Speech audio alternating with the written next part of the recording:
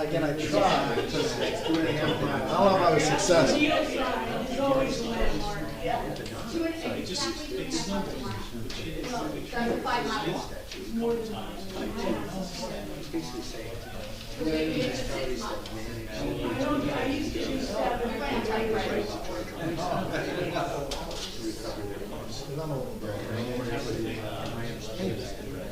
Hey guys.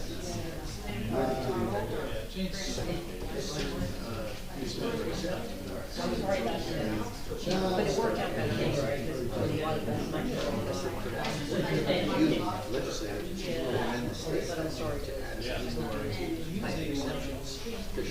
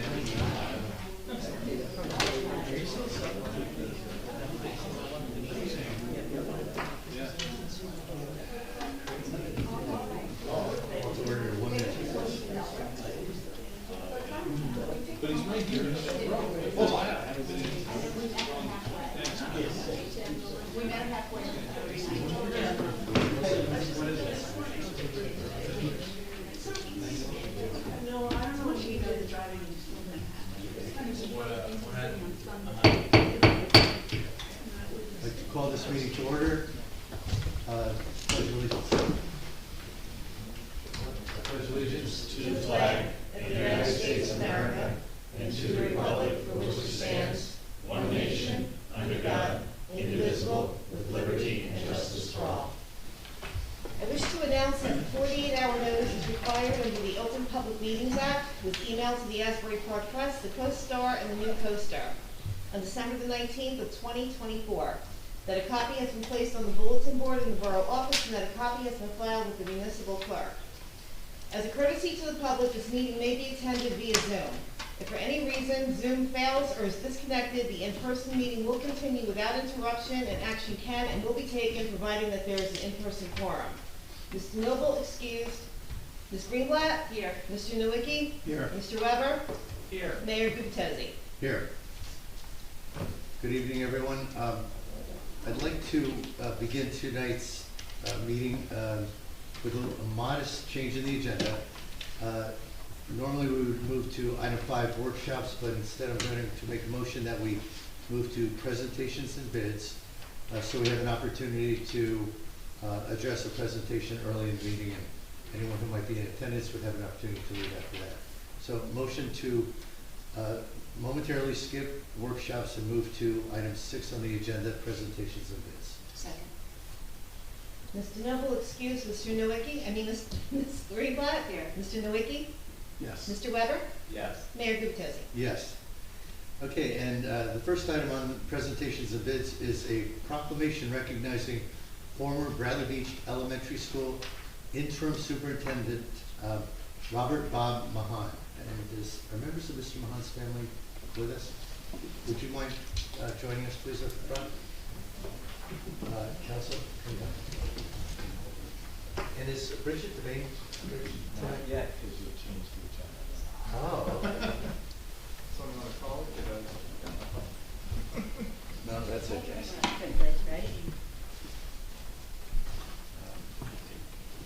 Okay, so number one, welcome. I'm Mayor Al. Eileen. Eileen, nice to meet you. You're like Terry. Terry. Nice to meet you. Well, Andrew. Nice to meet you. Nice to meet you. So, if you guys don't mind turning, face the audience. Bridget Devane, it's my fault. I moved this up 5-10 minutes on the agenda. Bridget Devane, who's worked with our Board of Ed, worked with Bob. Was going to say a few words, and unfortunately she's not here with us yet. But number one, we're very sorry for your loss. Your father, your husband touched Bradley Beach, our community. He was a major contributor to our elementary school. As I'm sure you know, served as our superintendent for 3 years. And when we heard of his passing, we just want to have a small recognition in his honor. So I was going to have Bridget read this, but I think I'll do the honors. Borough of Bradley Beach, a proclamation in memory of the former Bradley Beach Elementary School interim superintendent Robert Mahan. Whereas on behalf of the Borough of Bradley Beach, the Mayor and Council wish to record their condolences over the passing of Mr. Robert Mahan on March 12, 2025. Whereas Mr. Mahan previously served as the interim superintendent for the Bradley Beach Elementary School for 3 years, now therefore be it resolved, in recognition of Mr. Mahan's valued service to the Bradley Beach Elementary School faculty and students, the governing body of the Borough of Bradley Beach do hereby express our deep appreciation for his dedication to the progress of this community and extend to his family our sincere sympathy upon his passing. Dated this first day of April 2025. So thank you all very much for joining us this evening. I will leave this with you, and if anyone would care to make any statement at all, you have the floor. I have voice for it. That's right. We just appreciate everything. He loved it here. We thank you very much for acknowledging. Well, thank you very much for joining us tonight.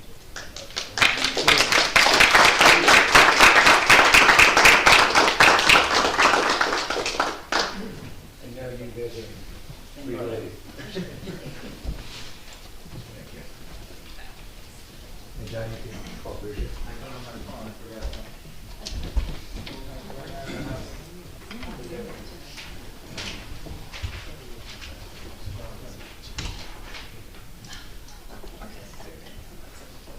Okay, while we're still on presentations and bids, item number 2 is just an intended placeholder for a very brief summary of the local 152 contract. We are in the process of getting the final contract signed, just the lawyers going back and forth. No changes, no issues that I'm aware of. We had hoped to have it signed today. It'll probably be signed in the next day or two. But I put together a very brief 3-slide PowerPoint just to summarize where we, at a high level, where we closed the negotiations. And this is already on the borough's website. Folks can reference it afterwards if they'd like, but just a quick walkthrough. Michelle, if you could go to the next page.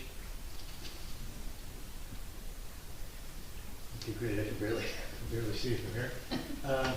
But what I've set up on the left-hand side of this slide is what the steps in the world of unions. We negotiate salaries based upon steps. A step typically is associated with a year of service or a year of experience. A brand new person coming in might start at step 1. An experienced person, depending on how much experience, may start at step 3 or 5 or 8 or so forth.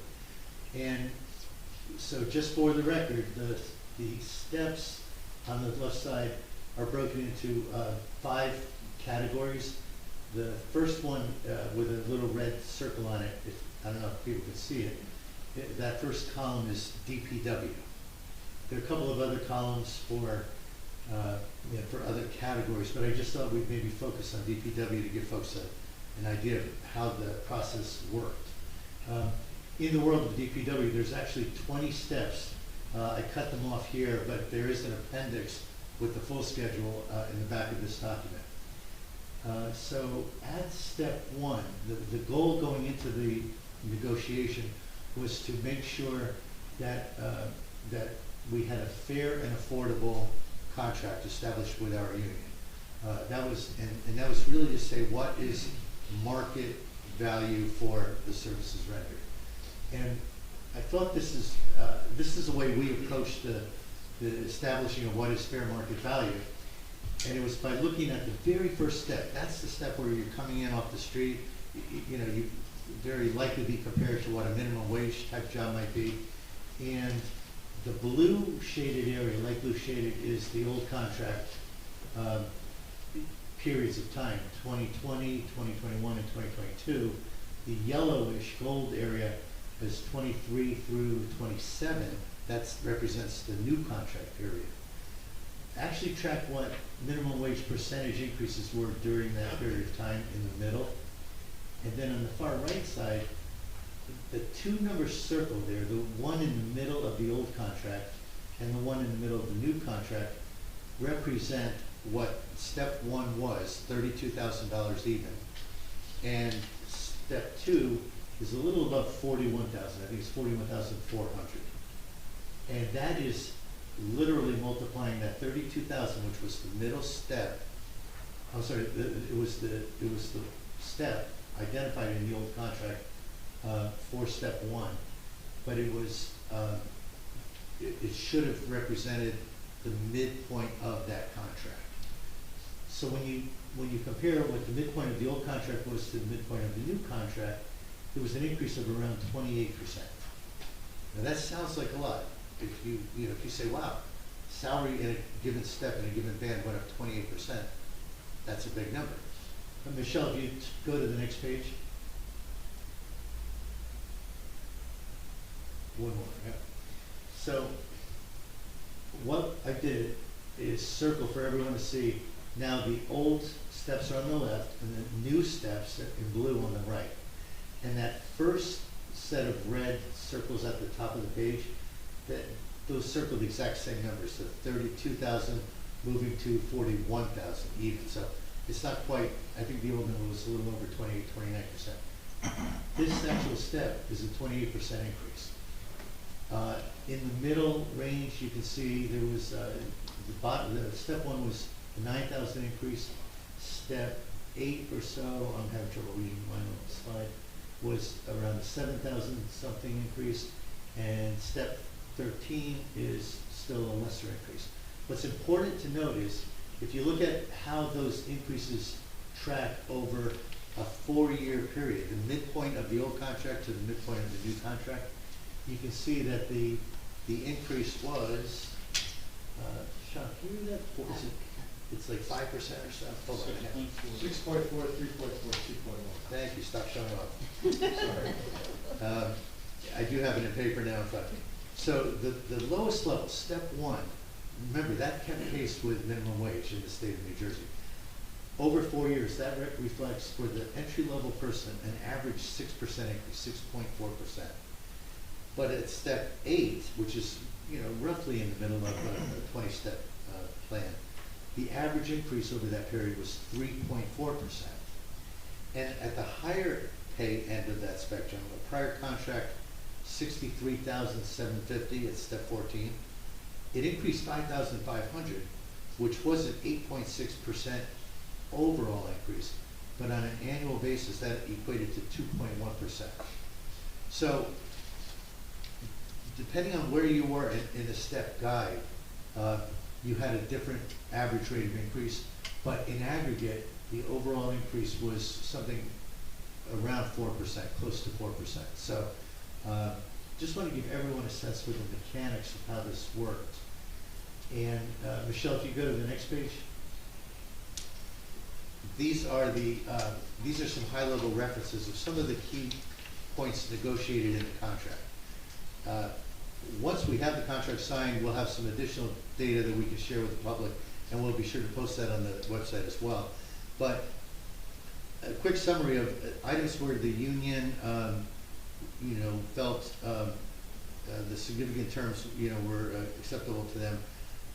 Wage increases required a fairly significant retro payment of wages. Keep in mind, the union employees were not paid a wage increase for 2 years. So those percentage increases I showed you, when you lump them together over 2 years, we, the borough, did have some significant retro payments to be made. We added a holiday. There were already 13 holidays, and Juneteenth is a federal holiday. We added a 14th holiday to the union contract. I'll talk about what the union provided the borough in return. We agreed to include part-timers with a reference, because previously, part-timers legally must be covered by the union. That is state law. But our prior administration had said the part-timers were not covered, and the union accepted that at the time. We had no choice but to make sure that we recognized part-timers were in fact subject to the union terms.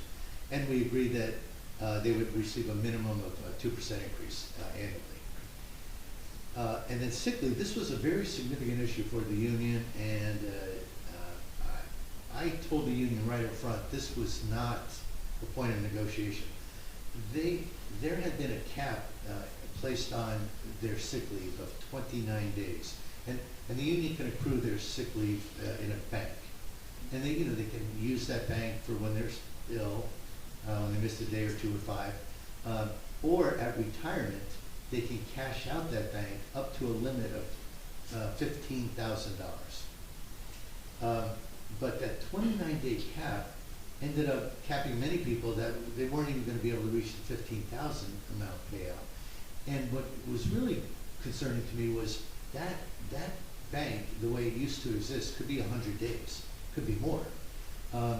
They couldn't get cashed out a lot, 15,000 cap, but that bank served as insurance for them. If they had a catastrophic illness or injury, they would be paid disability leave out of that bank. So we, with my advisor's agreement, we told the union, this should not have been capped to begin with. It's just not appropriate. We didn't feel appropriate to treat our borough employees this way. So we did return the sick leave days that had been cashed out. Now, the good news is that provides insurance. The good news for our employees, it provides insurance for them.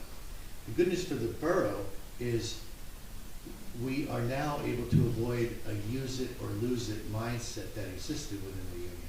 If you think about it, if you're given a 29-day period to accumulate sick leave, and you get to 28 days, 29 days, you earn a day and a quarter, whatever the exact percentage is, a little over a day a month. Well, you're at 29 days and you're earning a day next month, you can't save it. You're capped at 29. You're going to lose it unless you use it. So the prior administration shared with the council, they were seeing that the union individuals were starting to utilize a day here and a day there a month, but with pretty good regularity, to the point that it was referenced as it could be abuse. And I shared with them at the time, and I felt going into the negotiations very strong about this. It's not abuse. It's human nature. People earn that day, they'd like to use that day. So by removing the cap, I'd like to think we, the Borough of Bradley Beach, have restored an equitable balance with our employees. We've now allowed them to accumulate that, put that in a bank. They can draw on it if they need it, but if they don't need it, they leave it in the bank for that. Well, hopefully they never need it, but it'll be there for that rainy day where they might have an illness, extensive illness. So my own estimates, I thought that actually would save the borough productivity costs, because folks being out a day a month, a day every other month, that's perhaps 12 days a year for a given individual at a cost of work per day. There was a potential significant productivity loss that we will now be able to avoid. Finally, just a couple thoughts in terms of items that benefited the borough. The way overtime was being calculated, it was rounding up as high as 30 minutes. You worked 1 minute into a 30-minute period, and overtime would be calculated as rounding up 30. And Mr. Doherty pointed out that that probably didn't make total sense for the borough. And the union said they agreed and they were willing to change that particular provision. There were challenges with getting sufficient advance notice on vacation, so the union did agree to provide 1 week, for 1 week vacation, to provide 30 days notice to their supervisor. They had 6 personal days, and this is very significant give back by the union. Given that we were adding Juneteenth and we were doing some of these other things with sick leave days, the union agreed to move from 6 personal days to 3. And then finally, we established a bit longer of a probationary period for new hires where we would look at performance over 6 months plus 45 days, so effectively 7.5 months. So those were the key criteria, just to give everyone a sense. I don't think there's any doubt that the most significant issue was the retro pay. And we are working through that with our budget for this year. The borough is in a really good position to make sure that we're able to continue to pay our employees a fair wage, and make sure that we manage our budgets effectively for our residents.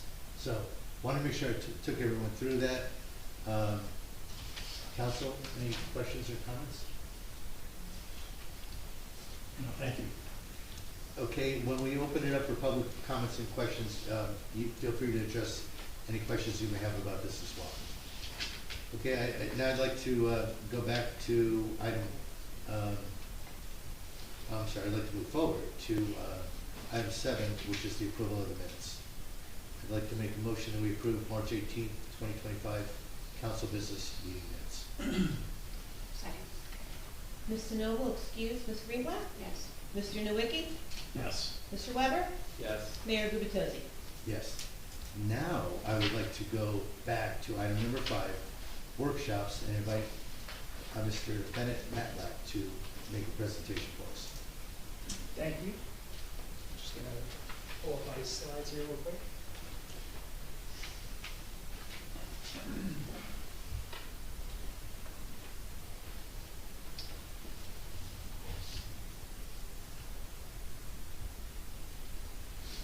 Okay.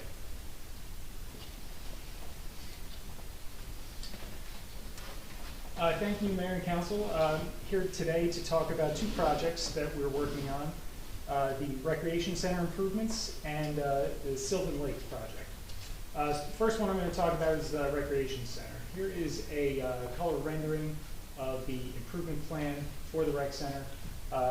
Just to, I know I've gone over this a few times before with public meetings for grant applications and other updates, but I'll just run through quickly what the improvements are. Resurfacing the basketball courts and the tennis courts. That is removing the surface coat of asphalt and repaving them, and then color coding them and restriping.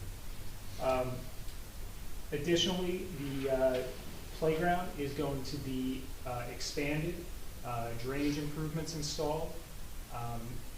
We met with Courtney Pappas, your rec director. She gave us some feedback on what she would like to see at the playground. She selected a few amenities, which I'll show in a minute. And we've designed this so that all the equipment fits, has the proper safety fall zones, and it's surrounded by a poured rubber safety surface. And then in order to be able to get all of the equipment that Ms. Pappas wants, still getting pricing through our state contract. But I've met with your Public Works Director, Biagio Cafone, and he came up with a good idea of having the Public Works employees install new pavers around the walkway instead of doing that through the contract. We're able to save a lot of money by doing that. Probably in the range of $50,000 to $75,000 to utilize public works guys to do that work instead of prevailing wage through the contract. So that all good things there. The construction of this project is going to be in September. The intent is to not interfere with the summer schedule for the programming that they have at the Rec Center. So we discussed that with Ms. Pappas, and that was, her big thing was that from the end of June until the end of August, they have the summer program, so we don't want to interfere with that. We'll hold off construction until basically when school starts back up again. And I'll show you real quick the playground amenities that we selected. People on Zoom can't see the slides. Is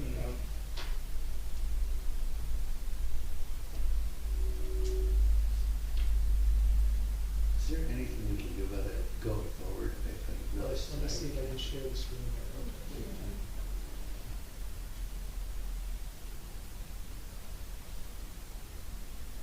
Hopefully that works. Can I see it on Zoom now? Yes. They're texting me, so to say we're trying. Oh, I got a thank you. Sorry about that. It's all right. To everybody on Zoom. So these are some of the amenities that we're looking at. And I want to point out that originally when we had conceptualized this design, we talked about two different playground structures. One for age groups 5 to 12, one for 2 to 5. In order to be able to fit everything, and one of the important things for the rec director was getting some swings in there, and she wanted to get a larger 5 to 12 playground piece of equipment. We are not putting in the 2 to 5. However, the 5 to 12 has 3 components you can kind of see there at the top left corner, and some of those are for smaller children. And then you have some of those individual pieces, the ladybug, the yellow flower, that smaller children are able to climb on and play with, as well as the swings that we're proposing. So it's still inclusive of all different age groups. It's just a little bit different than what we originally thought. And any questions? I have a question. Ben, if you go back to the plan, Sure. just if you could just share with us, in the playground area, are you also providing benches, and where would those be located?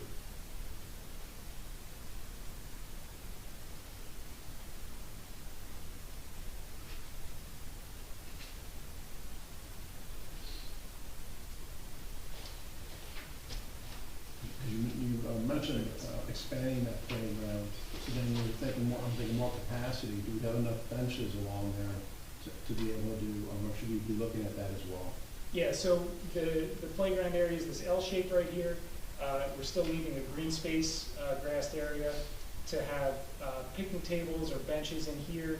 And we also like to usually put benches right in the playground area itself, so that you're watching your kids on the equipment, you have a place to sit, actually in the playground area. Thank you. And Ben, for the pickleball enthusiasts, whether they be here in the room tonight or on Zoom or watching this later, I know you are working with Courtney Pappas, the rec director, to do the resurfacing that will include pickleball Correct. outlines. That's correct.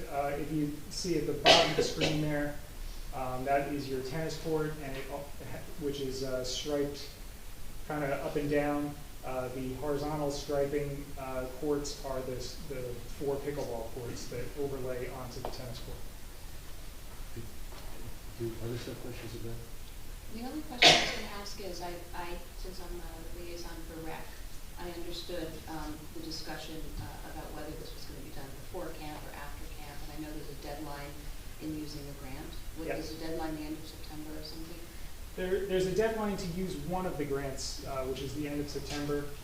We have a workaround for that because by purchasing the playground equipment through state contract, you can pay for that now and submit for your reimbursement through the grant program before the end of September, before we even start construction. So we're able to do that, to utilize the grant funding and still work within the rec department's schedule. So even if you go beyond the end of September, Yeah. you're okay? Yes, because we're going to utilize the funds just to purchase the equipment, because it's more than, this is one of the grants we're talking about, the local recreation improvement grant for $74,000. The equipment itself, we're getting quotes for, but it's probably in the range of $200,000. So we can get reimbursed a portion of that right away before the construction commences.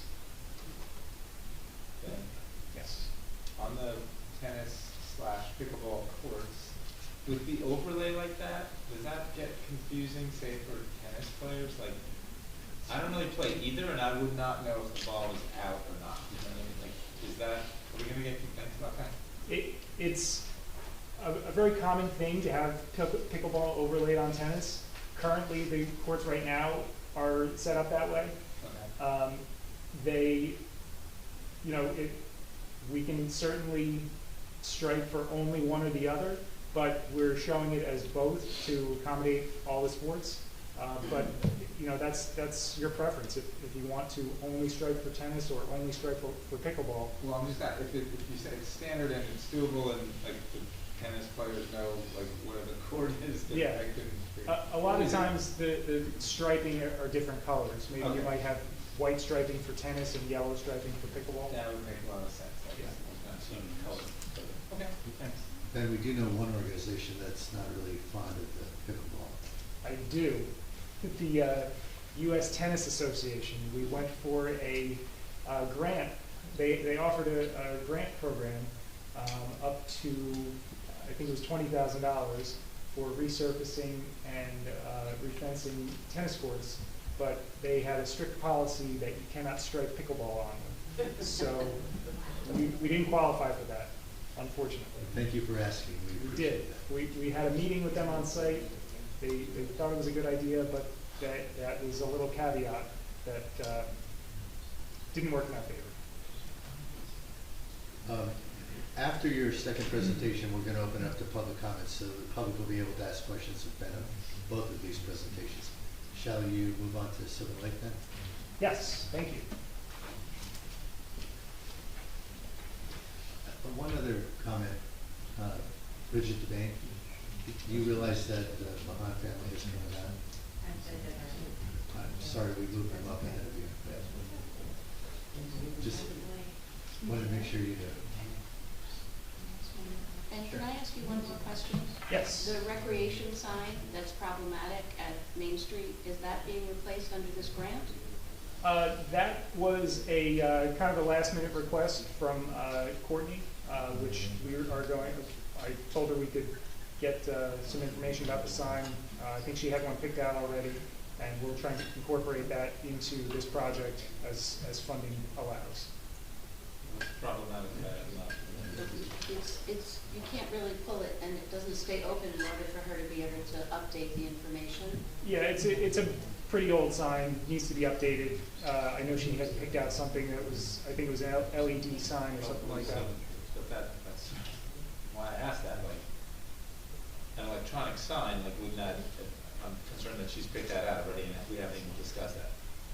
I was aware of it. Okay, so, because now we're gonna have 3 LED signs on one Main Street, and that's like a lot of LED signs.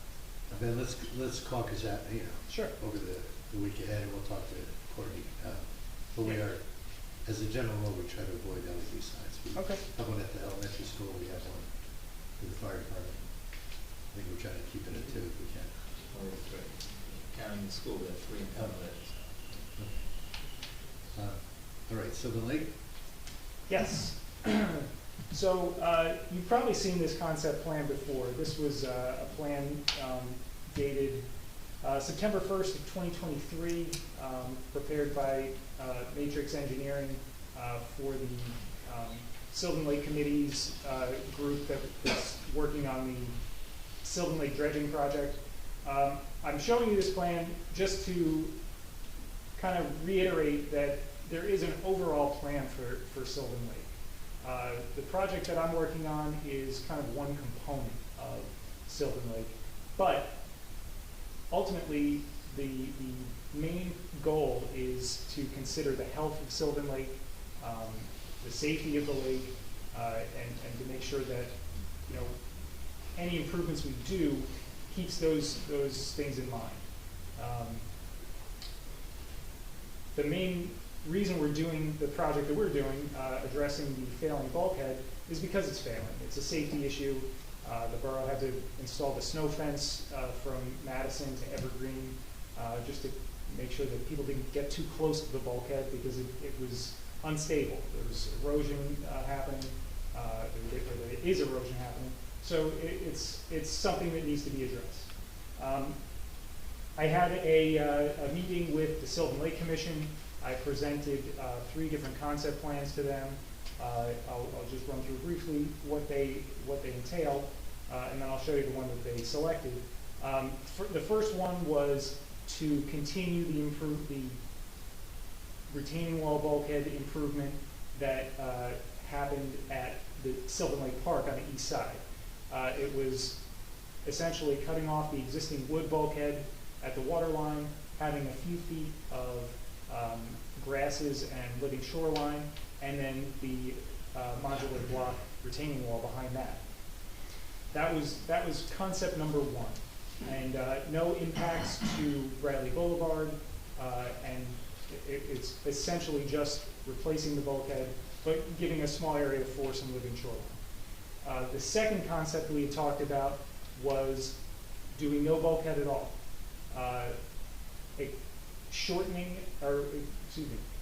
Narrowing Bradley Boulevard by 10 feet. Currently it's a 50-foot wide roadway, and we would make it 40-foot wide and just have more of a natural shoreline, similar to what is over on the Avon side. One of the downsides of that treatment is you're making the road much more narrow. It does not allow for vehicular and bicycle traffic at the same time. It also actually kind of cuts off access to the lake, because with doing that, you have to sort of create a berm on the Bradley side, and that will reduce visibility from Bradley Boulevard. Your grasses are going to grow tall on the berm, and it'll actually creep out into the water surface area, so you're reducing the surface area of the lake by doing that. Coupled with the ultimate plan of dredging Sylvan Lake, some of that material is going to be kind of piled on top of that shoreline area, so that would further reduce the surface area of Sylvan Lake. The third concept, the other thing about the second idea was that you couldn't do it the whole way along Sylvan Lake because the wall gets too tall towards the west side. The third concept, which is the one I'm showing you here, was ultimately the one that the Sylvan Lake Commission agreed to, liked the best. It's sort of a hybrid between the two. It's still reducing the pavement width of Bradley Boulevard by 6 feet, make it 44-foot wide. Which still allows room for vehicular and bicycle traffic to share the road, just like they do on Main Street. And it allows room for parking, which you currently have there. It also has about a 12-foot wide area of upland grassed area, which is park-like, similar to what you have now. And then we have the retaining wall, modular block wall, and a 13-foot space of area for living shoreline plantings. The good thing about this is that you have a larger area at the base of your new wall for ultimately the dredge material to go somewhere. So dredge material can be put up against the wall or in front of it, and it reduces the impact of the surface area of the lake. By giving basically a shelf to place some dredge material, you're reducing or you're lessening the reduction of water surface area. Because once you make it deeper, the soil has to go somewhere. So you're lessening the blow there. Yeah, Yeah. that last design. So the new retaining wall would be much closer to Bradley Boulevard than where it is right now, correct? It would actually be a little bit, well, it would be a little bit closer, but because you're moving the curb line as well, you're reducing it 6 feet, and then you're pushing the wall back. Okay, So- if the road wasn't moving, it would be closer, okay. Yes. But what's happening with all that dirt? That seems like a lot, it's like 13 feet of dirt, that's, Yeah, there's, what are you doing with that? there's a lot of soil that would have to be removed. It depends. We would have to do some soil testing just to see what we're dealing with. And then it would either be brought off site or we could potentially use it in some sort of reuse Does capacity. that make it crazy expensive to move that much It's dirt? depending on if it is contaminated or regulated, needing to be treated a certain way. It depends. But that's one of the things that we have to do is figure out, test the soil, see if there is any special treatment that it has to be given. Otherwise, it's essentially just like excavating in your backyard. No, I know, but I thought like moving that much would cost a lot of money. It's not contaminated, but I don't know. It does cost a lot of money, but that's captured within the budget that we have to do this project. And then, you're not talking about it tonight, but fairly close by, rather will be entertaining the extension of the promenade. And there may be opportunities to move that dirt, very short area to support that project. That is one of the things that we're looking into, yes, as part of kind of the collaboration of projects. We're looking to see if some materials can be taken from this area and brought over to another area in town for reuse that would benefit both projects in that way. So I could say a lot about this project. I've been pretty involved with the process, with the commission as the liaison to the commission, and also working with Ben. And I think the thing that's really important here is to understand how critical what we do around the lake affects the health of the lake. And so that includes how the water gets to the lake, but also how it's treated before it gets to the lake. Today what happens is the water comes right off the road through a pipe and just spills right into the lake. There's no treatment, there's no water quality. And so you get garbage, you get silts, you get oils off the pavement, and there's no pre-treatment to it reaching the lake. What Avon did on their side was the concept of that living shoreline, was they pulled back those outfalls, the street sewers, in order to let the water run through grass and riprap soils in order to treat the water before it goes into the lake. Basically, a bioremediation is what it was referred to. And every little bit helps. It collects the silt so it doesn't go into the lake. And right now, that lake, just to give a little background, we have anywhere up to depths of up to 7 feet of silt in that lake. And so when you notice that there's, it appears as the lake is pretty shallow, that also is not good for that lake because you're reducing oxygen in the lake, and the fish will not live, the birds will not come there because there won't be food, and it will turn into a swamp. And so everything that we do needs to consider the quantity and the quality of the water to the lake. By reducing that little bit of pavement, that 6 feet, also reduces the amount of water that goes into the lake because it's less direct runoff. It helps improve the quality of that water. So there's a lot of different measures that are being looked at by the engineering team on this project as well as the other projects around the lake.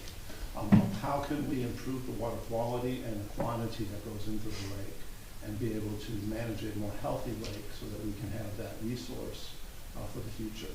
So that's really critical. And one of the things that the commission wants to do is invite the general public, have a public information center as these projects are starting to develop, to be able to come, say, to the Biasi Center, have this information out there, be able to see it firsthand, be able to come, have discussions, ask questions, understand what it is that is being done in the different projects. But there's approximately 5 different projects that are going on at the lake over the next year to 2 years. And some of them are going to start construction as early as this fall, when the outfall pipe out to the ocean gets replaced by DEP. And so there's a lot of things going on with this lake, and so this is one component, but everything has to fit into almost a puzzle to best treat the health and safety of the lake. And so this is just the first step of putting this out there of the concepts that are being looked at. And so we want to use the commission. The next commission meeting is in 2 weeks from Wednesday, so you're able to come to that. It's open to the public to be able to listen and be educated. But again, in addition to that, I've talked to the mayor about having a public info center set up timely to be able to get that input and be able to show the concepts and things as they're being developed to make sure the public is involved in that ultimate solution. Yeah, I would say, just to make sure the public understands how dire the situation is with our lake, Sylvan Lake. As Councilman Nowicki mentioned, we've got 6 to 7 feet of siltation that's been built up over many years, leaving about 1.5 feet of water. For example, a county engineer was visiting the other day, studying runoff from Neptune, which is really critical to us too, because we want to make sure the runoff from Neptune is appropriately managed, going through filtration systems that we will build. But he asked how deep was the lake, and someone in our group pointed that there was a swan out in the middle of the lake standing up. And you could basically see its legs. Couldn't quite see its feet. They were underwater. But there were probably 6 inches of water that the swan was standing in relatively speaking, the middle of the lake. So it looks really pretty, and we still have wildlife, but this lake is in dire need of resuscitation. What we want to do is dredge that 5, 6, 7 feet of siltation. But right now, we don't really have a lot of places to put that. You dredge it, but where does it go? That's why Councilman Nowicki, working with the commission, thought through this process of basically taking 6 feet more up from the dirt when we build a new bulkhead, build it 6 feet closer to the road, giving us more capacity within the lake. So if we cannot remove that siltation from the lake altogether, we can at least move it from the center, creating more depth for the water, and move it into this space on this, at least some of it, into the space on the side that we'd be creating. So you can see there's a lot of moving parts here, but we have a really dynamic team made up of Avon people, Bradley Beach people on the commission, a couple of engineers representing Avon, and a couple of engineers representing Bradley, and our own engineer, Paul Nowicki, working really diligently with those other engineers, and of course, our municipal engineer, Mr. Malik. So we've got a true all-star cast, and I've been affiliated with this project for 5 years, and it's been fascinating to watch all the engineers, kind of work through this and figure out the right solutions, secure grant funding and so forth. But I just think the momentum just keeps building. And Paul, with you joining the team, I think we've just been, accelerating our progress. So now with the county involved, I have very high expectations that we're going to make a lot of progress in the couple of years ahead. Just want to ask, what is the order of the process? So in the fall, the first thing that's happening is the sinkhole area, the outflow is being repaired. Right. And how long a process is that going to be? That's going to start shortly after? There's a window of 5 months that has to be done in between the months of November and March. And that's because of the particular type of ecology that exists based on environmental constraints. So they have a window in which they can do that work and disturb the dunes in that area. So that's a critical time schedule for that. So DEP is running that project. They're managing it. They've already had a contractor on board, and so that's going to advance. So that should start sometime late October. The latest will be, I think, November 15th or so.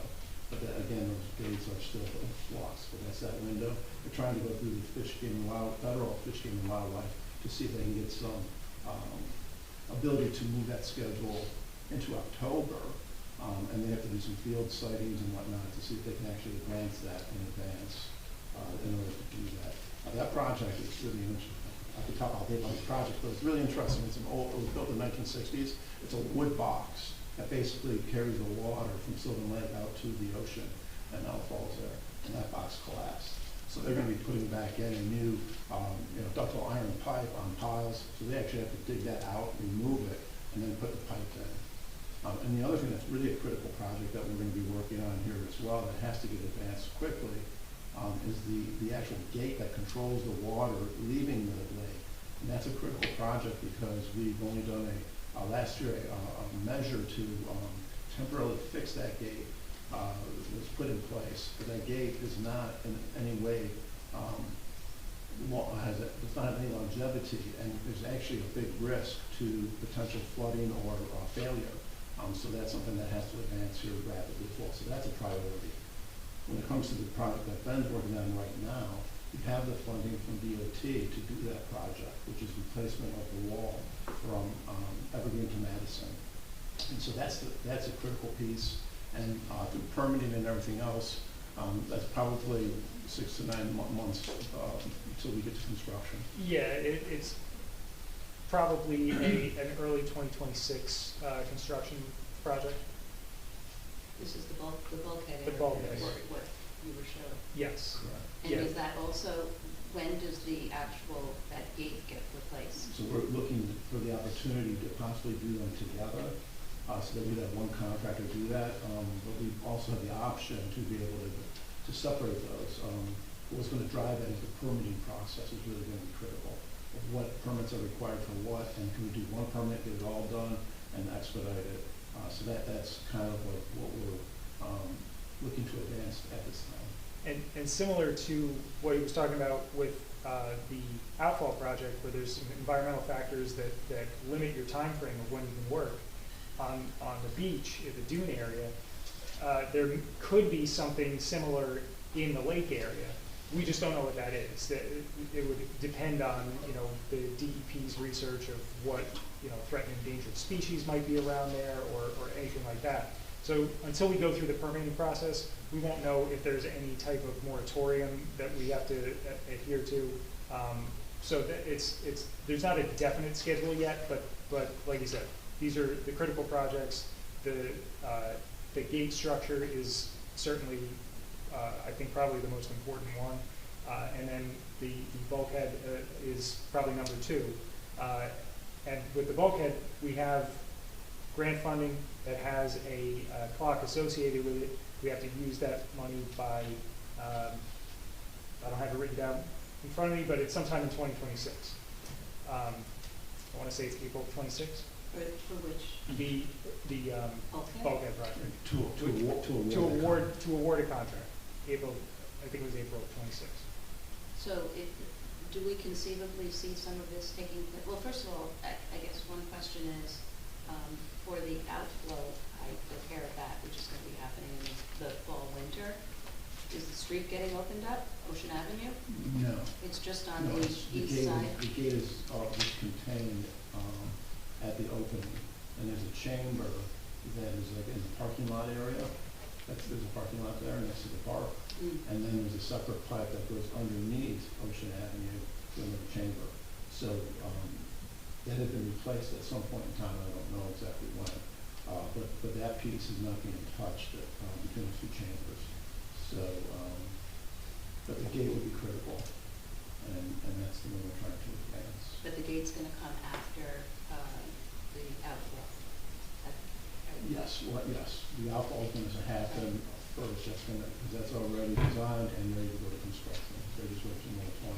We're trying to catch up to that, get the design on the gate and the wall done as quickly and as expeditiously as possible, so that we can then advance that and coordinate that between the 2 projects. Because that's the other thing we want to make sure that we're not putting contractors that are working on top of each other, and so that they have places to store the materials, etc. Right, and then you're using potentially using some of the dredged material in capsules for the bulkhead, recreating a bulkhead?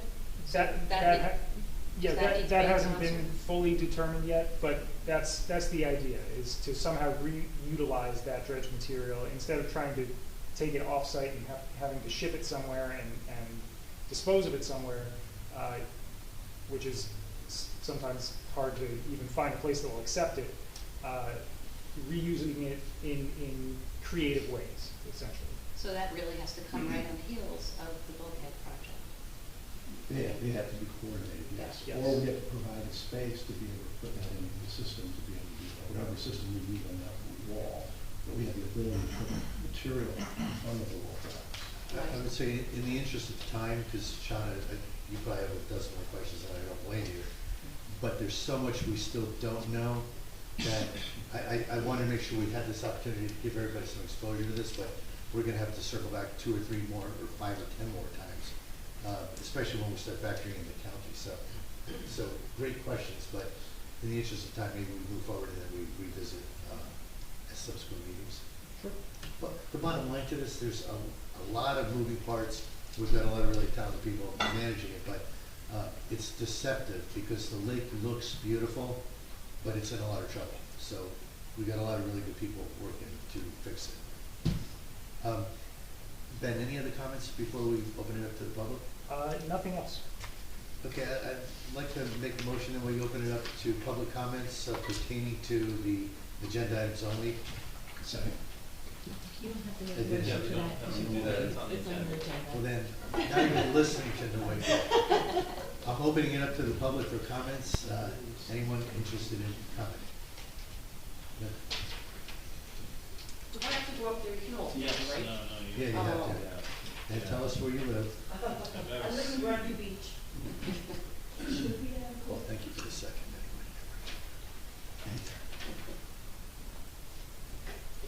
anyway. Linda Duffy, 312 Brindley Avenue. I just have a small question. With the recreation area, are you going to provide benches by the tennis pickleball courts and a table maybe for people to sit that are waiting to play besides the children's area? Yeah, we typically would provide, you call the players' benches, they could be movable benches in the actual tennis area. They had removed them because they felt they were unsafe. So I'm just saying, for the outside, they had that little hut thing, I don't know what that was for, a ticket booth of some sort? Is that gonna be removed? You know what I'm talking about then, right? There's a ticket booth By the there. parking lot? Yeah. Yeah, that it wasn't planned to be removed, but we did talk about some type of shade structure on the outside near that area. Oh, that would be great. With potentially some benches or a picnic table or something like that. And I just have a small question about the lake. I'm imagining dredge is like silt. It's like movable. Like, how do you make it hard to stay somewhere? So you mix it, With like sand? yeah, or gravel, yeah, there's ways to make it structural, so there's ways to do that.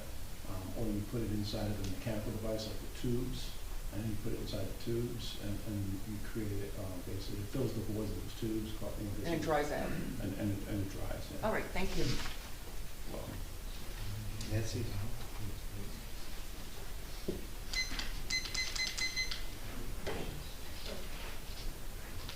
Matt, Nancy.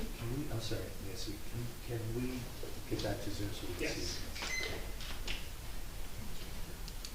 Sorry.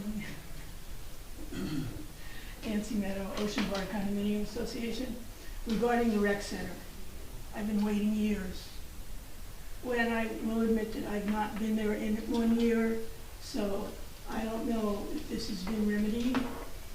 From the pathway from the parking lot down to the current tennis court, there's, I don't know, 2, 3, maybe 4 steps to go from the walkway to the courts. As of a year ago, there was no railing. So does this plan include a railing, or have we put one in the past year that I've not been there? Just sitting at steps, you should have a railing. I'm sorry, at the rec center, that was? No time. We can certainly put a railing in on those steps. I mean, why would we even overlook that? Either that or regrade the pathway to get rid of the steps, if that could be done. Yeah. Either or, something more safe would be my vote. Also, I might not have paid full attention.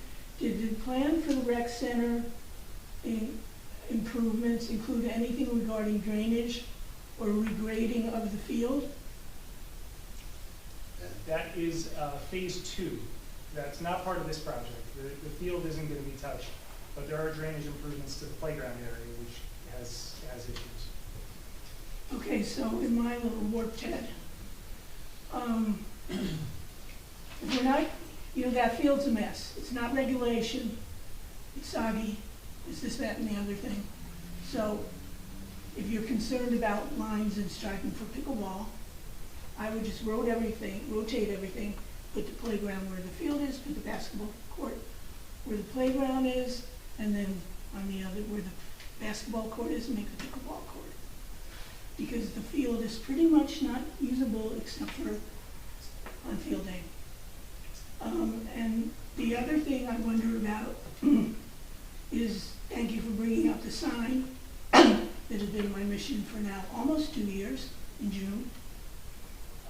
I don't want to speak for anyone, but I'm well aware that there's somebody willing to hold up the sign while the information is changed if the window is too heavy, as well as we have employees who have volunteered to build a new one, which I'm sure would be more attractive than another electronic one. So these little things are just as important as the whole big thing, because some of us do believe that the devil is in the details. And Bradley Beach Way, let's do it 2 or 3 times in order to get it right. It'd be nice to not have that happen with this current new administration. Thank you. Thank you. Mr. Despens.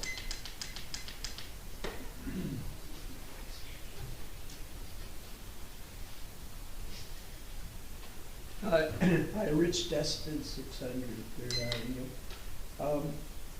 Over the years, I've heard discussion about the greenhouse. Was there any discussion for what project you're talking about tonight, as to what fate that would become of that? For this particular project, the greenhouse is not being addressed. However, the Environmental Commission has been asked to bring recommendations as to whether or not it's worth preserving a greenhouse in some shape or form. Probably not this particular building because it's pretty dilapidated. Should we build a new greenhouse, or should we use that space for some other activity? That's a good idea. Okay, the other item I had, there was discussion over many years that I've been here, 13, about a dog park. Has there been any discussion about the very little land that we have here available for one, and there might be some land as part of the project we're talking about now, and there might be some land available in the other project that's going to be coming up, which is the extension of the promenade. Has there been any talk about that? There has been talk in terms of people bouncing ideas off of other people, but we're going to formalize a committee to evaluate areas where we could have a dog park. There's been talk on both sides, people who are advocating the use of that space for dogs, and people who are adamantly opposed to the use of that space for dogs. So I don't want to mislead you and suggest we're close to a solution, but to answer your question, yes, there's conversation, and we're going to be more formalized in putting together a committee to evaluate it. Just a little note on dog parks. I grew up with dogs. Our street that we were on, the dead end street, nobody owned a leash. And it's interesting, every dog on the street knew which is their property and would defend it. And everybody got along, and I love dogs. I've been bitten 3 times, twice by Argo, who was kept on the leash all the time. I felt bad for him, and I would go over to him to comfort him. And so I big time was into dogs. My logical mind has changed me in wanting to own a dog, but not. Especially the thought of putting a dog on a leash is not a good thing for me. Living in New York City didn't make any sense, and I have not had a dog. It doesn't mean that I can't appreciate the value the dog brings in so many different ways. Now, if I can think of where I was going with that. The town that I lived in Morris County for 20 years, Randolph. I was involved, as I am here, in a much smaller way in this town. the utility wanted to use some land that belonged to the town. And they worked a deal where they were going to buy this land from the town. And the big question came up, oh, a chunk of money, what are we gonna do with it? And somebody thought of the idea of a dog park. And thinking about all the other priorities that they had, I thought that that was not a good idea, and spoke about that often. Well, they did use the money for the dog park, and I am thrilled at the results of that. What it did for the town is a calming thing about the pro and anti, is one big thing. A place for people to get together. The town had a big problem.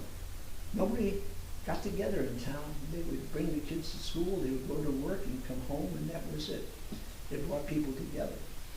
And it was very healthy for the dogs, so it was a very, very positive thing to have, so I would certainly support it. Thank you. That's it.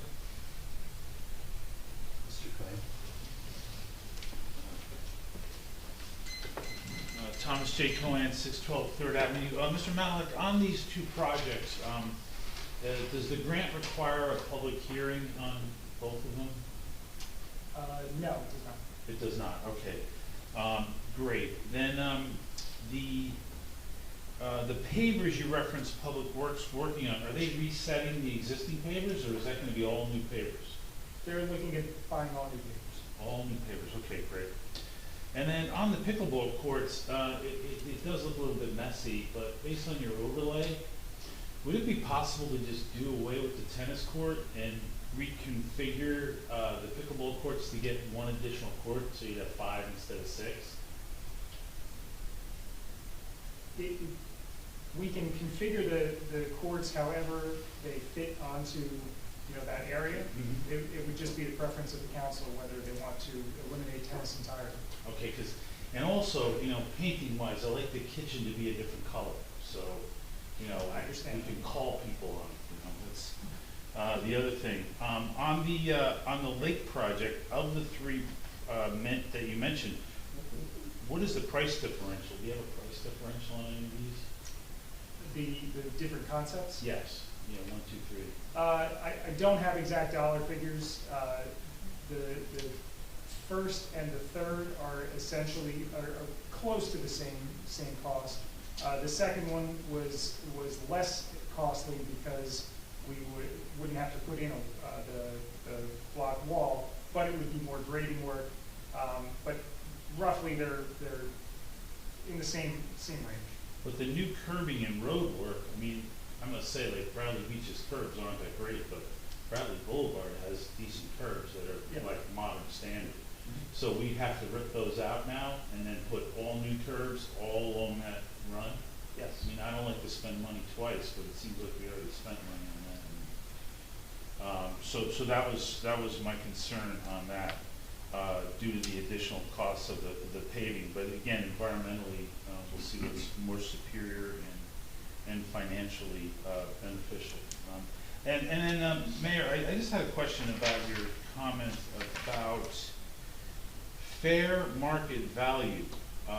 So as that relates to the sheets there, in the previous step, was the first step less than minimum wage?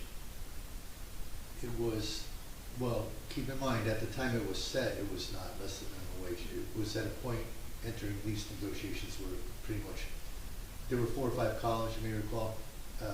Clerical was the lowest of the steps, and that was below minimum wage. Below minimum, and so they never kept up with it, or they, adjusted it, Well, even though the state did?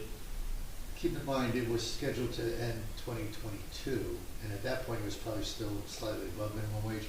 But by the time we were setting it with this new contract, now 2 more years elapsed. Now we're sitting here in 2025, and it was below minimum wage. Great, okay, well, thanks for doing that, appreciate it, thank you. Okay, can we call folks, Eric, on the bill? Yes, Mia Mullen. Mia Mullen? Hi, can you hear me okay? Yes. Okay, great. So this is regarding the tennis court pickleball decision.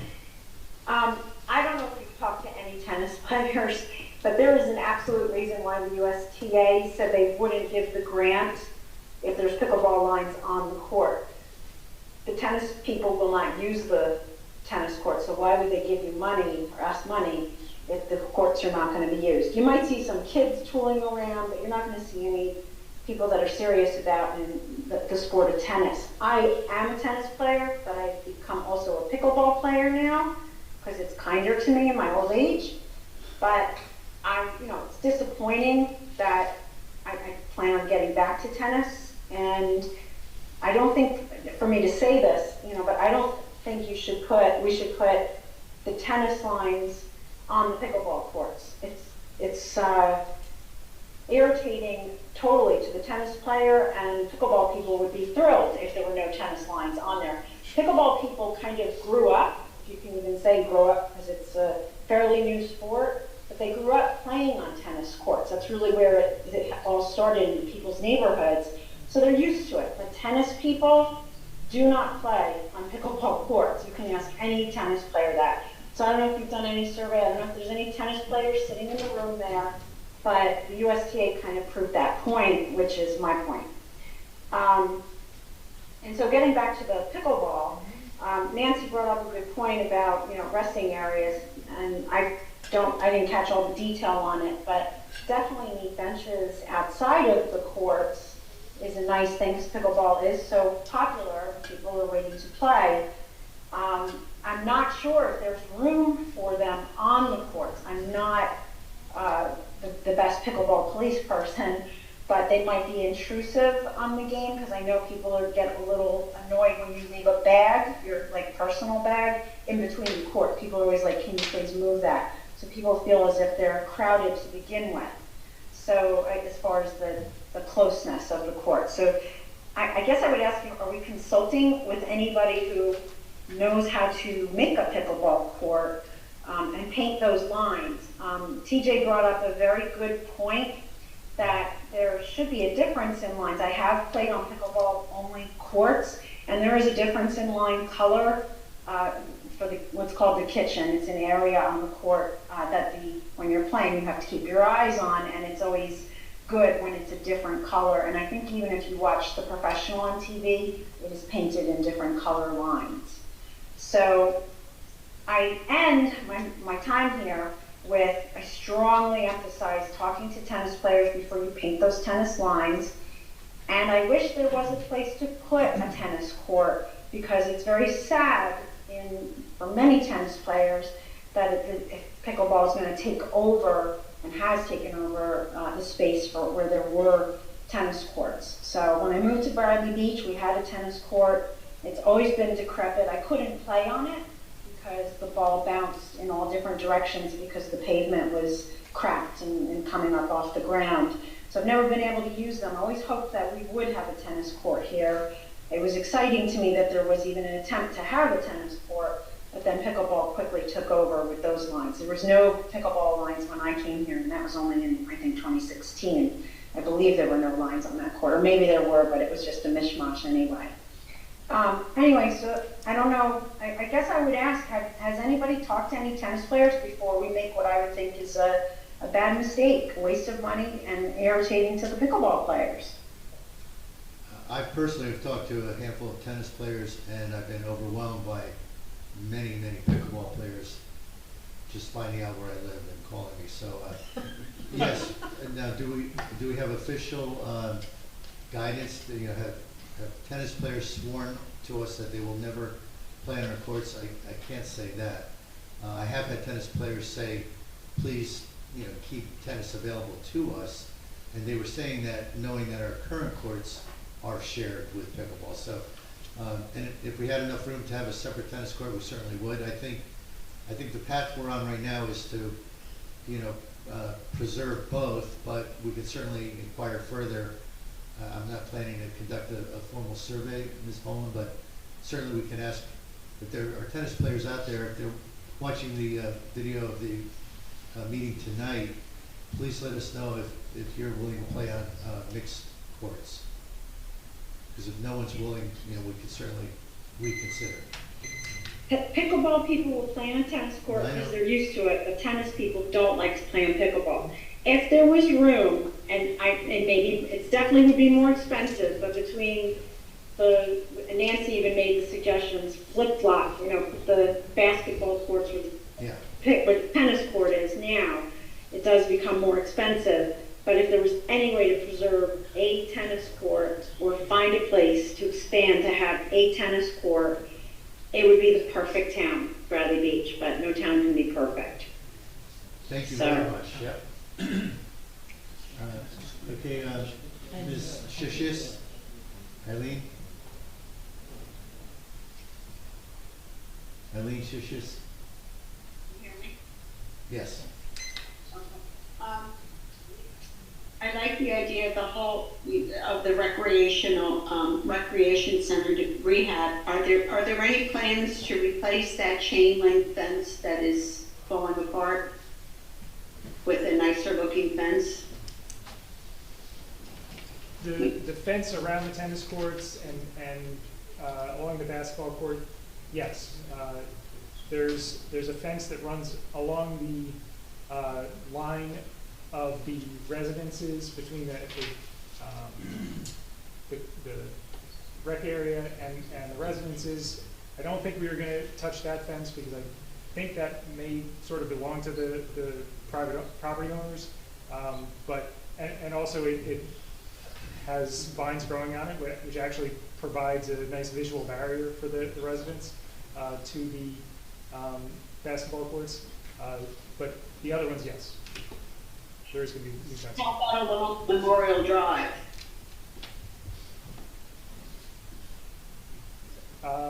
There's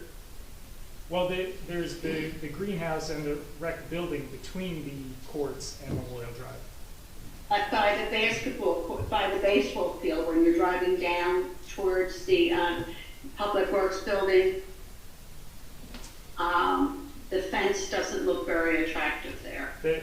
So the fence along the baseball field, that is outside of the limits of this project, but that could be addressed in a future project.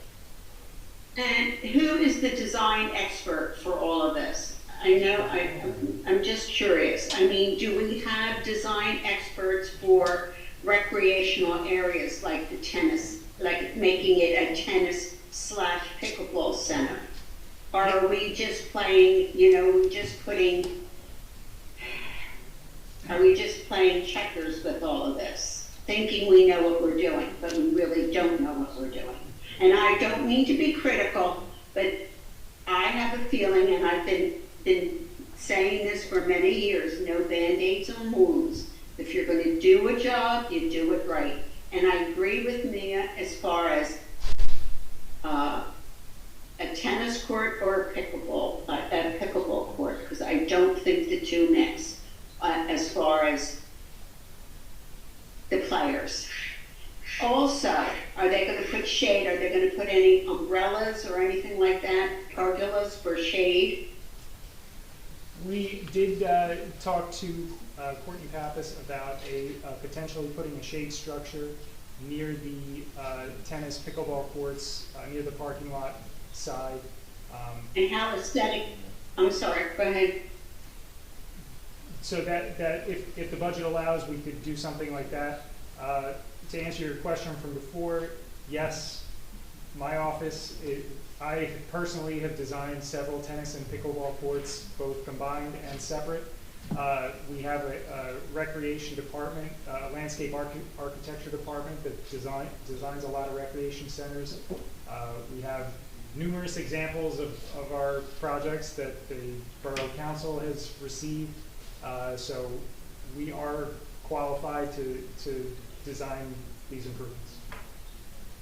And the shaded area, I'm hoping it's going to be aesthetically pleasing and not like what we have up on the boardwalk with the railings and that one by, you know which one I'm talking about. But I just would like to see it done correctly and aesthetically pleasing and making it welcoming for everybody wanting to be there. That's all. Okay? Yes. Thank you. Thank you. And to follow up on that, Yes, we will, if we select a shade structure, it will be submitted to the borough for review and comment and to make sure that it's visually what you're looking for. And this is exactly what we're doing here. This is part of the process. Coming to this public meeting, this is just a conceptual plan at this point. We're presenting it to the public and to the council for this type of input, so that when we go into our final design and put together final plans and bid documents, they are comprehensive, everybody's had input, and we come to a decision that the council is comfortable with. Okay, thank you. Okay, are there any other questions? Yes, Mr. Shishis.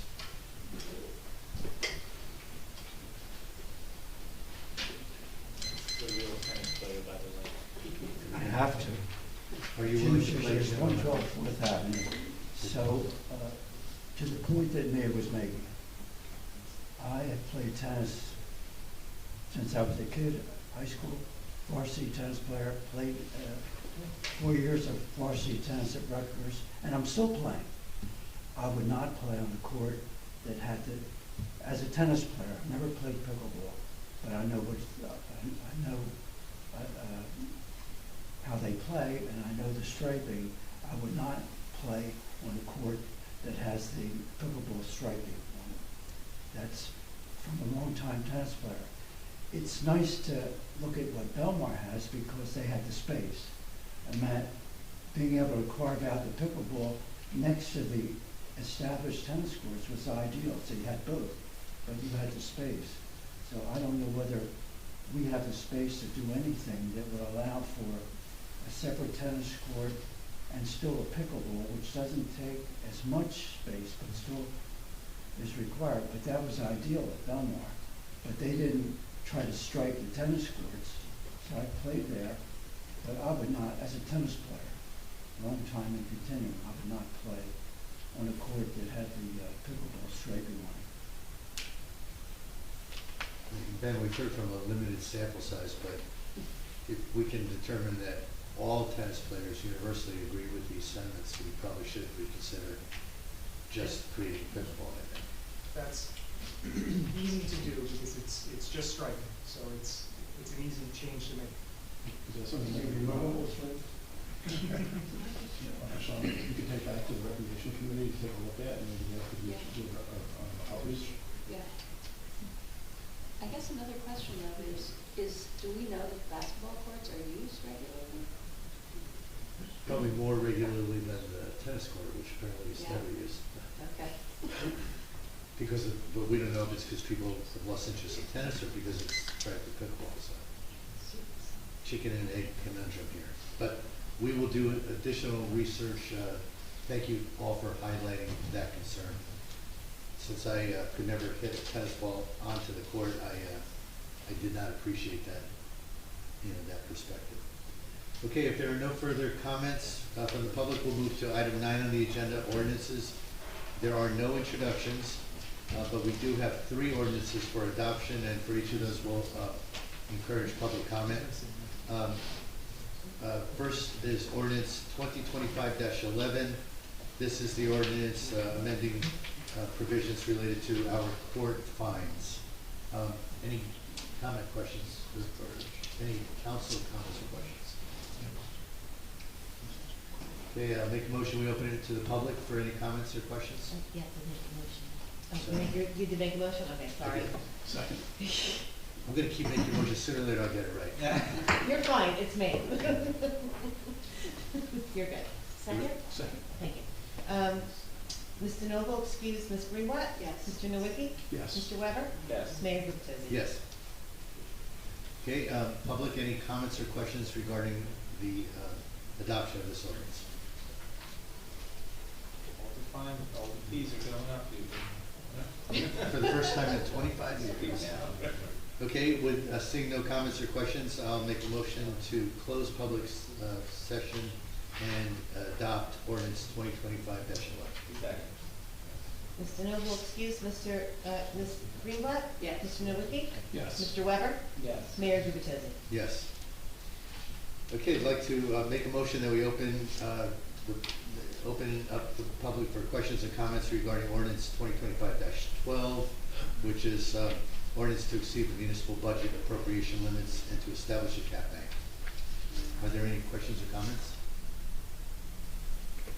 Seeing no hands raised, I'll make a motion to close public comments and adopt ordinance 2025-12. Mr. Noble excused, Ms. Greenblatt. Yes. Mr. Nowicki. Yes. Mr. Weber. Yes. Mayor Gubitosi. Yes. Okay, ordinance 2025-13, an ordinance establishing certain salaries of certain officers. This is our overall salary ordinance. I will make a motion that we open it to the public for comments or questions. Second. Mr. Noble excused, Ms. Greenblatt. Yes. Mr. Nowicki. Yes. Mr. Weber. Yes. Mayor Gubitosi. Yes. Are there any questions or comments? Okay, seeing no questions or comments, I'll make a motion to close public session and adopt ordinance 2025-13. Mr. Noble excused, Ms. Greenblatt. Yes. Mr. Nowicki. Yes. Mr. Weber. Yes. Mayor Gubitosi. Yes. Moving to item number 10 on the agenda, communications. There are two documents for the public's review. A list of new hires, really over the past few months of our new administration. And I noticed that Ms. Courtney Pappas has been named, will continue to be our rec director, but has also been named the new rec director for Neptune City. It'll be a shared service with Neptune City, and they will reimburse the borough for 50% of Ms. Pappas's current salary and benefit costs. And that's it for communications. Item number 11 on the agenda, resolutions and the consent agenda. Are there any items on the consent agenda the council would like to vote separately or discuss?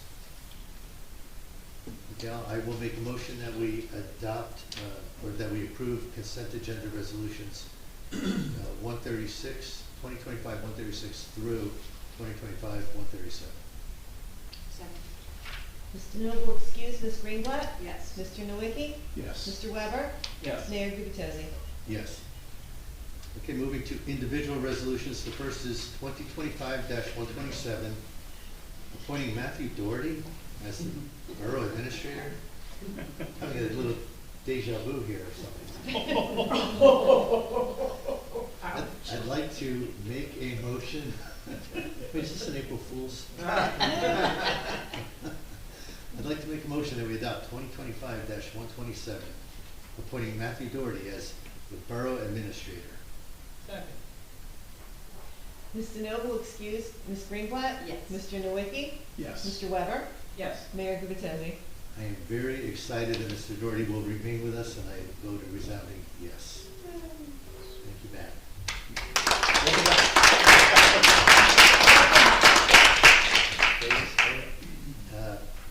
Resolution 2025-138, authorizing a partial refund of land use board escrow funding to Susan Quinlan Ripke in the amount of $1,000.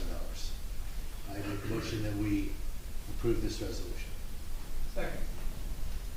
Mr. Noble excused, Ms. Greenblatt. Yes. Mr. Nowicki. Yes. Mr. Weber. Yes. Mayor Gubitosi. Yes. Make a motion that we approve 2025-139, Bradley Beach Fallen, well, before I make that motion, I'm sorry.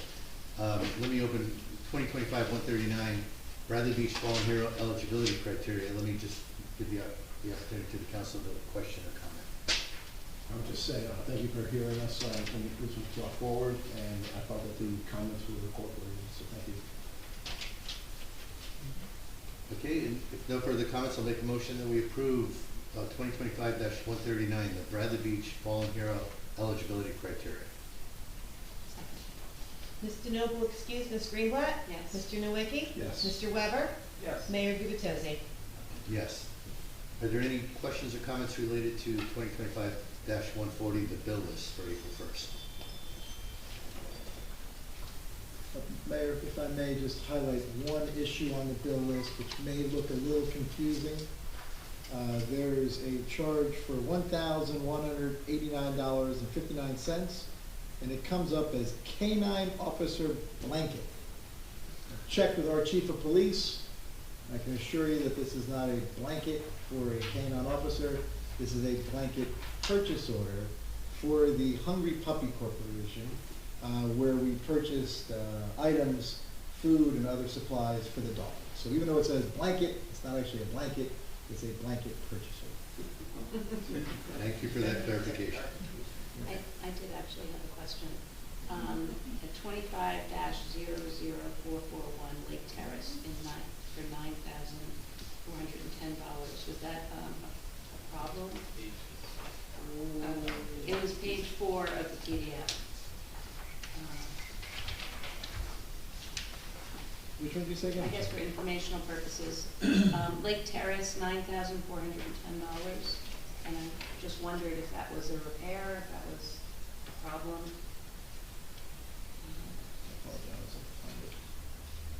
Page 4 of the PDF.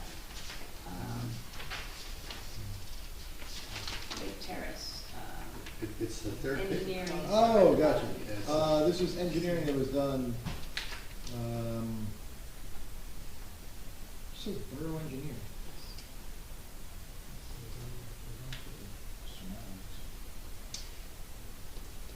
Yeah, this is under, Avakian. Avaki. Was it sewer related? Do we know what this was for? Do not know. what this is. 12/30/24, one principal engineer, I'm just curious. General engineer. I can find out, I do not know. Was there work that was done on Lake Terrace in the recent past?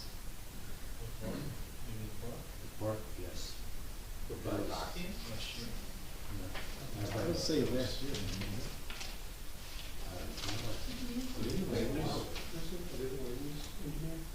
Avakian is the. Because there's an address, I don't want to call the address out, there's an address associated with the Seaver as Avakian's principal engineer. Oh. Are they the land use board engineer? Yeah, they're, Yes, they are. I So know I Lake suspect it Terrace. has something, see it says, the block and lot and then the address, Yeah. that's probably a land use charge of some kind. Hold on a second, let's go to the back page and tell us.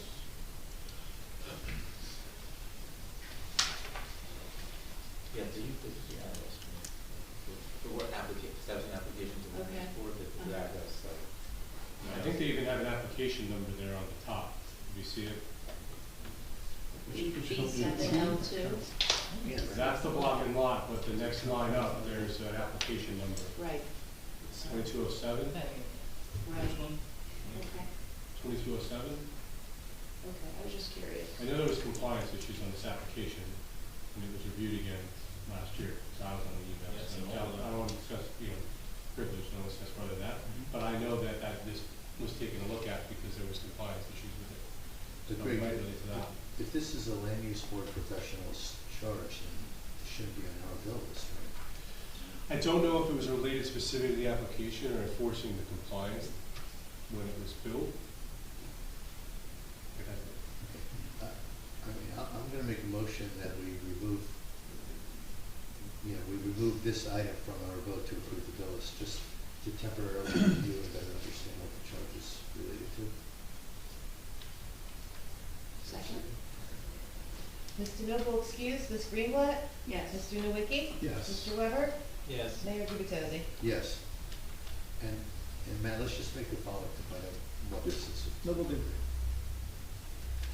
Okay, thank you. That concludes our resolutions, item 11, and we'll move now to item 12, our announcements. There are none. So we'll move to 13A, our administrators report. Mr. Doherty. Thank you, Mr. Mayor.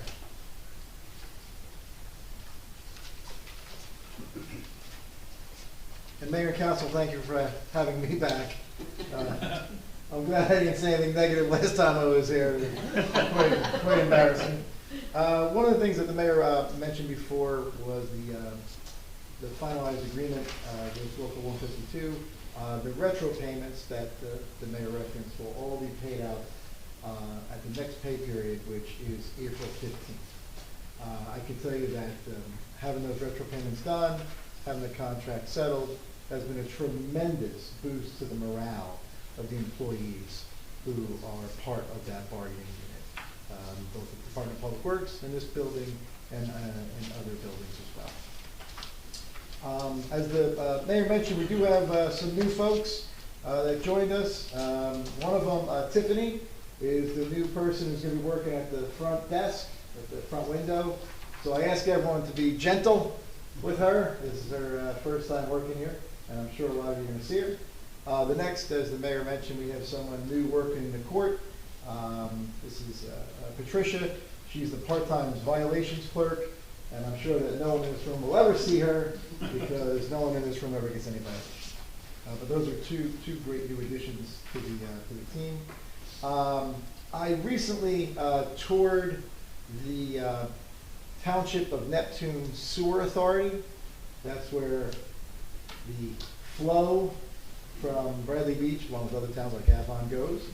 And I can tell you that they were doing a very good job processing our flow, and the flow is down significantly.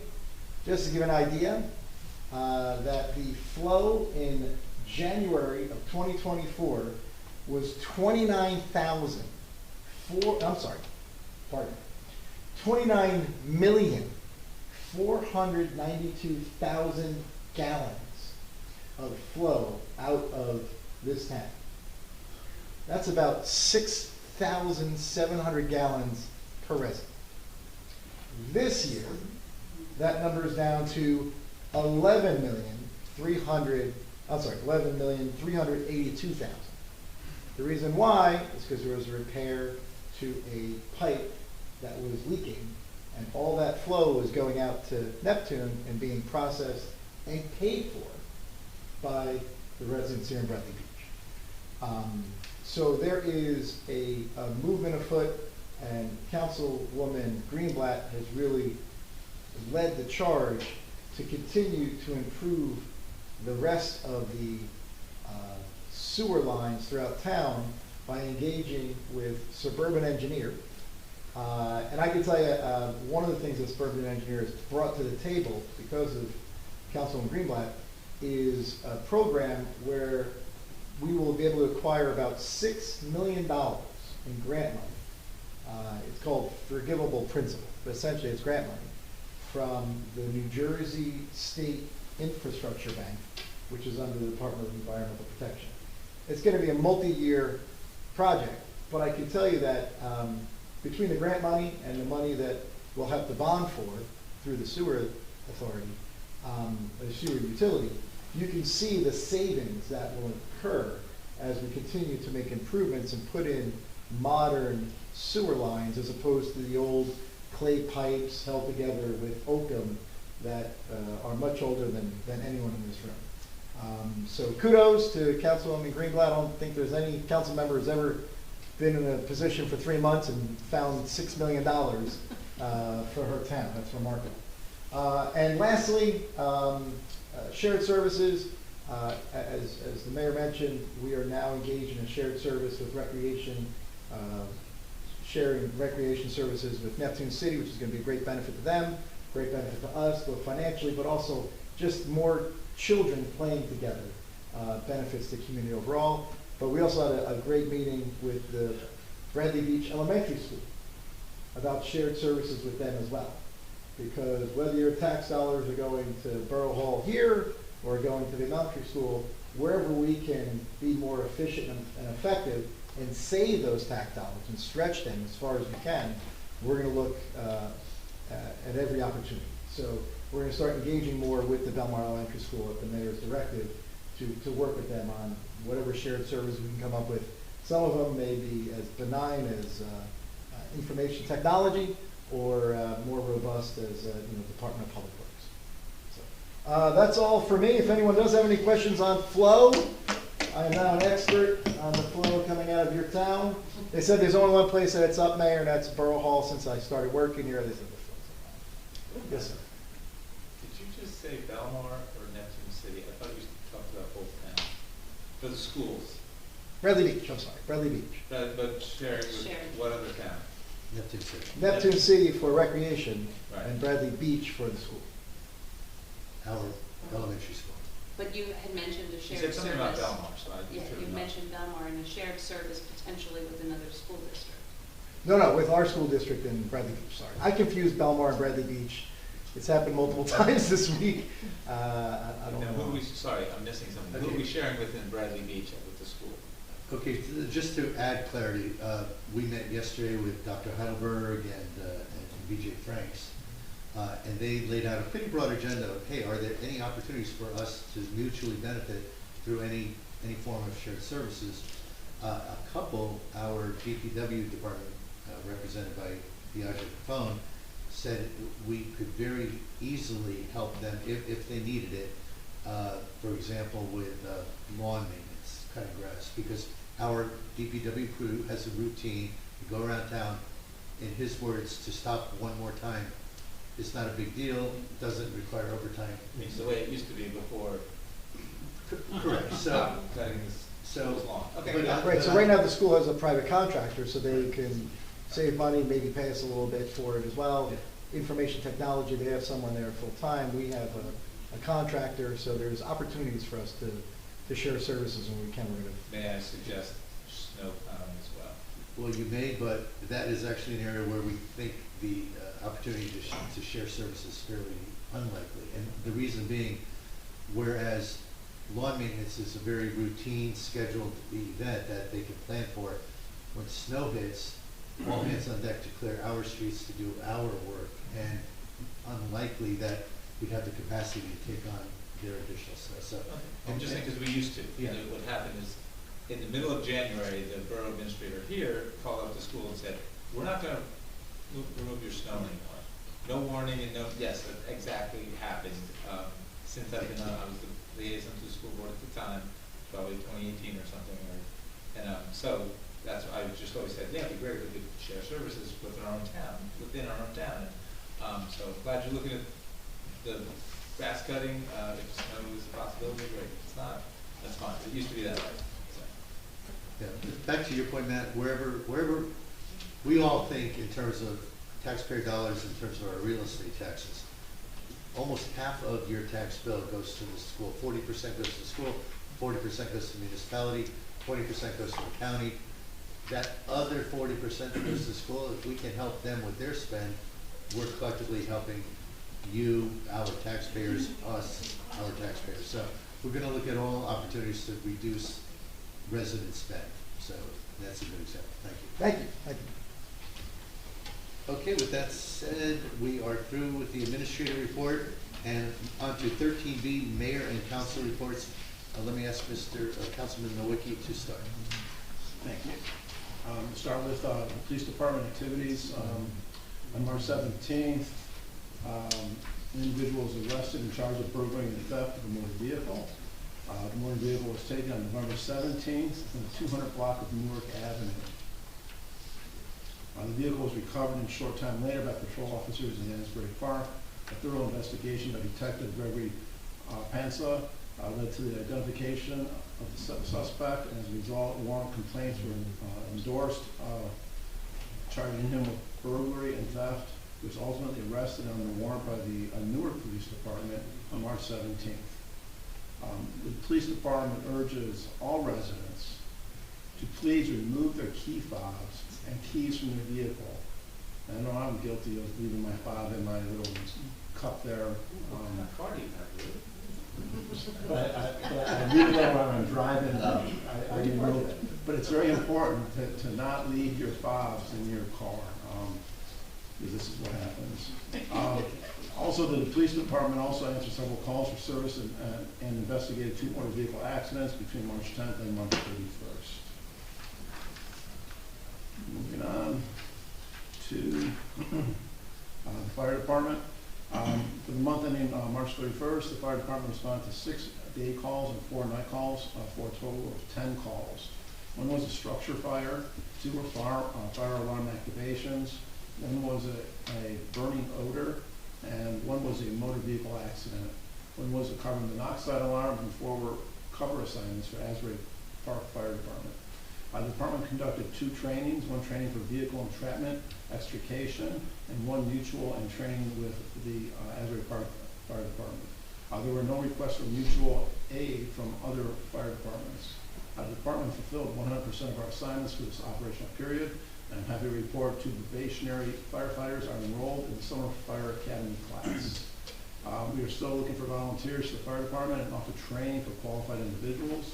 Anyone wishing to volunteer for the fire department may inquire through the borough's website. And my first report on the first aid, as I took this over appropriately from Councilman Weber.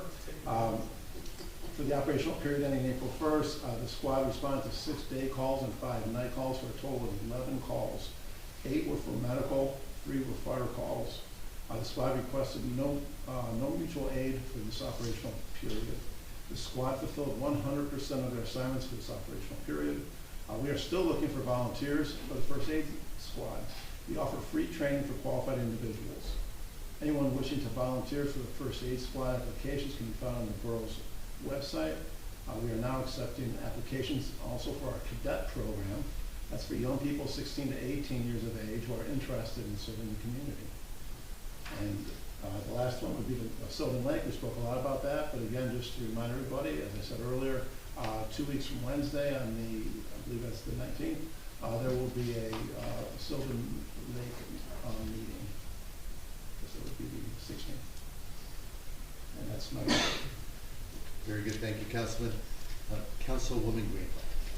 Thank you. I'll start with the Fletcher Lake Commission, which has not met since our last council meeting. They only meet once monthly. As spring blooms around Fletcher Lake, the commission is pulling out its gardening tools for planting, new garbage cans, and enhancement to the lake for recreation. The commission is considering installing lights in the lake fountains. On the near horizon will be a lake cleanup, an afternoon community event that will bring together both Ocean Grove and Bradley Beach residents in a common endeavor. The Fletcher Lake Commission will be looking ahead to partner with other communities that have seashore lakes in Monmouth County to promote recreational activities and appreciation of its natural amenities. With lakes straddling both ends of our borough, the two commissions hope to get together to organize shared interests. The next commission meeting is scheduled for Thursday, April 10th at 6 p.m. in this chamber. The rec committee also has not met since our last council meeting, but I will share a bunch of the activities that are going on. Recurring events. Mahjong meets every Friday at the Biazzi Center from 1 to 3 p.m. Open Rec runs Thursdays until 6 p.m. and Fridays until 7 p.m. and this is for school-age children. The Senior Club meets Wednesday, April 23rd at noon at the Biazzi Center. And some activities for the spring. Morning pickleball runs from April 15th to May 6th. The April sessions are full. Afternoon pickleball runs from May 13th to June 3rd with 2 time slots, 4:30 and 5:30 p.m. The fee is $20 for the 4-week session. Registration for May opens on April 21st. Bocce spring season is almost here. It will run from May 6th to June 24th. Registration opens on April 14th for the spring league. Student baseball softball clinic runs from April 14th to April 18th, 9 a.m. to noon. I think that's during the school break. A glow-in-the-dark Easter egg hunt runs on April 12th at 7:30 p.m. for students in grades 5 and up at the Rec Center Baseball Field, 49 Main Street. Salted Soul Yoga will run on April 26th at 9:30 a.m. at the Lorraine Beach. There's no charge for admission. Bowling night will take place on Wednesday, April 30th from 6 to 8 p.m. at the Bradley Bowl, 1217 Main Street. $12 per person and includes shoes and a 2-hour bowl. Rec is offering a student drop-off associated with this event if there is sufficient interest. Registration is open now. And finally, Summer Camp 2025 registration is open. The program runs for 7 weeks, June 30th to August 15th, Monday through Friday, 9 a.m. to 3 p.m. Please go to the Recreation homepage for details and Community Pass for registration for recreation events. The Recreation Board's next meeting is Monday, April 7th at 6:30 p.m. at the Rec Center. And finally, the Arts Council. The Arts Council met Friday, March 21st and voted on its membership for appointment. The candidates will be forwarded to the mayor for appointment at our next council meeting on April 15th. fingers crossed. At that time, the council hopes to have ordinance amendments introduced to reflect the council makeup. Once the council is built, they will reach out to volunteers for program support. More to come on a newly invigorated Arts Council and collaboration with the BBBCA's Visual Arts Community, a program with recreation and performing arts events. The next Arts Council meeting is Friday, April 11th at 2 p.m. And I believe that the nominees will be invited to that meeting. And I had also sent you the Arts Council text, I think yesterday. Thank you very much, Councilwoman. Councilman Weber.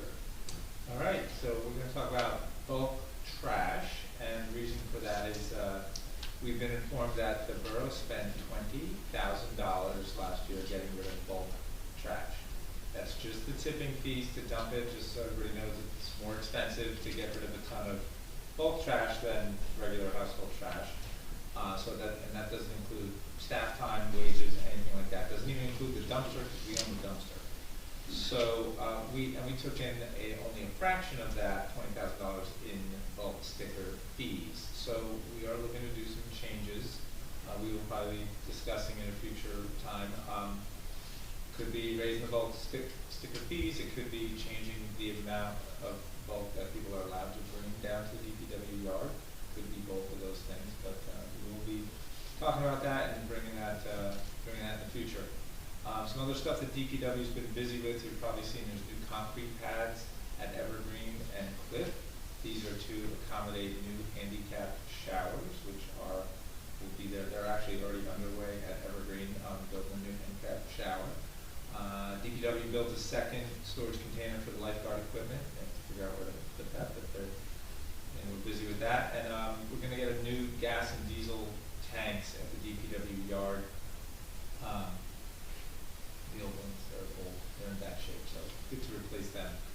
They're going to be on skids, which makes it so they can be moved if the whole operation from DPW moves to the north yard one day. We won't have to rebuild gas and diesel tanks, we're just going to lose the ones that we will have.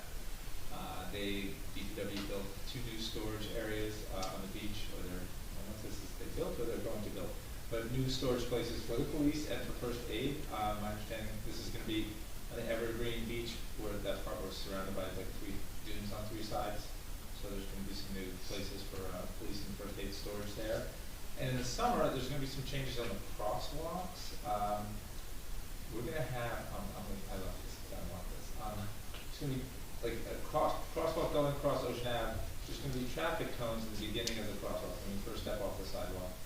And these very visually stimulating black and orange, like horizontal bars that go in between, that hang in between the traffic cones. Just really eye-catching, so you really know that, oh, there's this pedestrians here. Anybody drive through Avon in the summer, you see this, you know what I'm talking about? Okay. I think it's going to be a lot better, a lot safer, so looking forward to that change on the beachfront in the summer. And then one thing about the Environmental Commission, they meet next week. I think this is the first time that first Tuesday is before the first Monday, so they haven't met yet. But they had an idea from a couple of months ago that came to fruition in March. They had students in the environmental club in town go and help plant dune grass to fill in gaps. There's some bare spots in our dunes, and we have worked with the American Littoral Society to come in and donate the grass, and then we got kids in the environmental club to go and plant it. So that happened just a couple weeks ago. So teaching kids and improving the resilience of our dunes, and that is it for my report. Thank you, Councilman Weber. Before I begin my report, I wanted to note that Council President DeNoble is not with us tonight.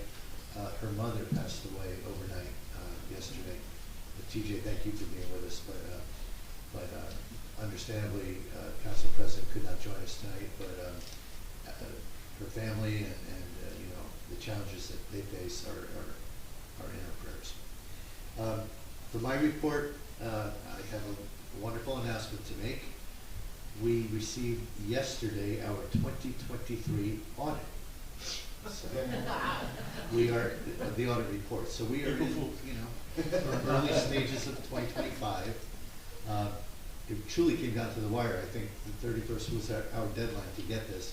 I believe it's been disseminated to our council via email. At our next meeting in 2 weeks, we will all, there will be a resolution where we will all attest to having reviewed the comments in that report. In a very small nutshell, it wasn't great. It was, given how bad the 2022 audit report was, it was an improvement. So we did have a slightly better report. But in 23, for example, we did draw down surplus across the two utilities in the current fund, a little over $800,000, $600,000, which we more or less knew about from the current fund, and $57,000, I believe, from the sewer, and maybe a little over $100,000 from the beach. In and of itself, that's not a bad thing. Drawing down surplus in and of itself is not a bad thing. What it really comes down to is, was it for specific uses, and was it planned versus unplanned? We'll get into more of that as we all review the report. But it was a long time in coming. The auditor shared with us that the 24 data, again, this was a 23 report, but a lot of it, the 23 data was cleaned up during 24 by our interim CFO last year, Ricky Gartz. So he said the 23 data that he got was much cleaner than the 22 data he received, which was apparently atrocious. So I feel like we're building some positive momentum in our world of finance. You all met our CFO, our interim CFO, John Baird, at our last meeting. He's been great to work with. He's identifying all kinds of opportunities for us to continue to improve, enhance our finances. He just identified a couple of days ago a $450,000 receivable that we were not aware of. It means monies that are owed to the borough that we were not aware of. So we keep finding little, treasure eggs, and again, a lot of credit goes to our new CFO. And speaking of our new CFO, our plan, in case anyone is wondering, I feel we're a good solid month late in getting a workshop together for our 2025 budget. We've got a million reasons for that. However, the good news is our plan is to workshop our 2025 budget at our next meeting on April 15th.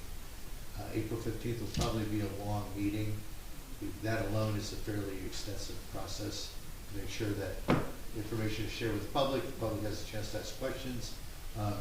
Depending what kind of questions we have from our own council, there may be an opportunity to consider presenting that budget for introduction at the same meeting. And we may or may not do that, but I just want everyone to know that that is on the immediate horizon. Mentioned earlier about the Local 152 contract, provided that little PowerPoint overview. As I also mentioned, we should have the actual contract signed any day, and we will continue. People periodically have inquired of updates on the reporting out of that contract. We don't quite have that ready yet, but it's paperwork that needs to be filed. As soon as that's available, we will let the public know. I'm a member of the library board, and the library board just last week in their meeting, or end of last week, I'm sorry, hired a restoration consultant to help the library board identify opportunities to conduct repairs on the building. Probably most noteworthy would be, once again, taking a really good look at the big bronze doors and see what can be done with the doors on the library. They had 3 bids, and it was a unanimous vote that all the board members, including myself, felt one particular bidder was head and shoulders above the others in terms of not only their credentials and their focus on restoration, also, and the fees were very competitive, but I thought most importantly, they really narrowly focused their scope. They customized the scope to the needs of the library. There was another firm, for example, that was really powerful credentials, but their scope was not anywhere nearly as well defined to meet the library's needs. We also have much work ahead for the upcoming Memorial Day, and it's still almost 3 months away. May 26th, I believe, our Memorial Day celebration. We obviously have the parade. We have a committee working on that, and they're making great strides. Identifying a lot of the vendors that would be on the beach, setting up the parade, and participants in the parade itself. That's the Saturday before Memorial Day.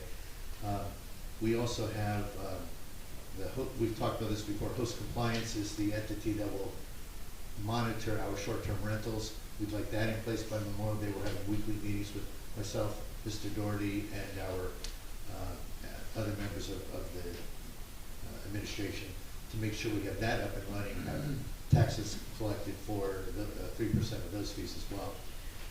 As we've mentioned before, I'm going to keep saying this broken record, but I want to make sure people are ready for this. We are introducing Park Mobile for our parking service. Work to be done there, but it's moving very smoothly. If you haven't downloaded the app already, please do so to the extent you need to park on our beachfront. We'll do a lot of communicating to make sure our visitors are aware of that as well. I think the good news regarding Park Mobile, one, they're a very efficient, well-oiled machine when it comes to servicing municipalities along the shore.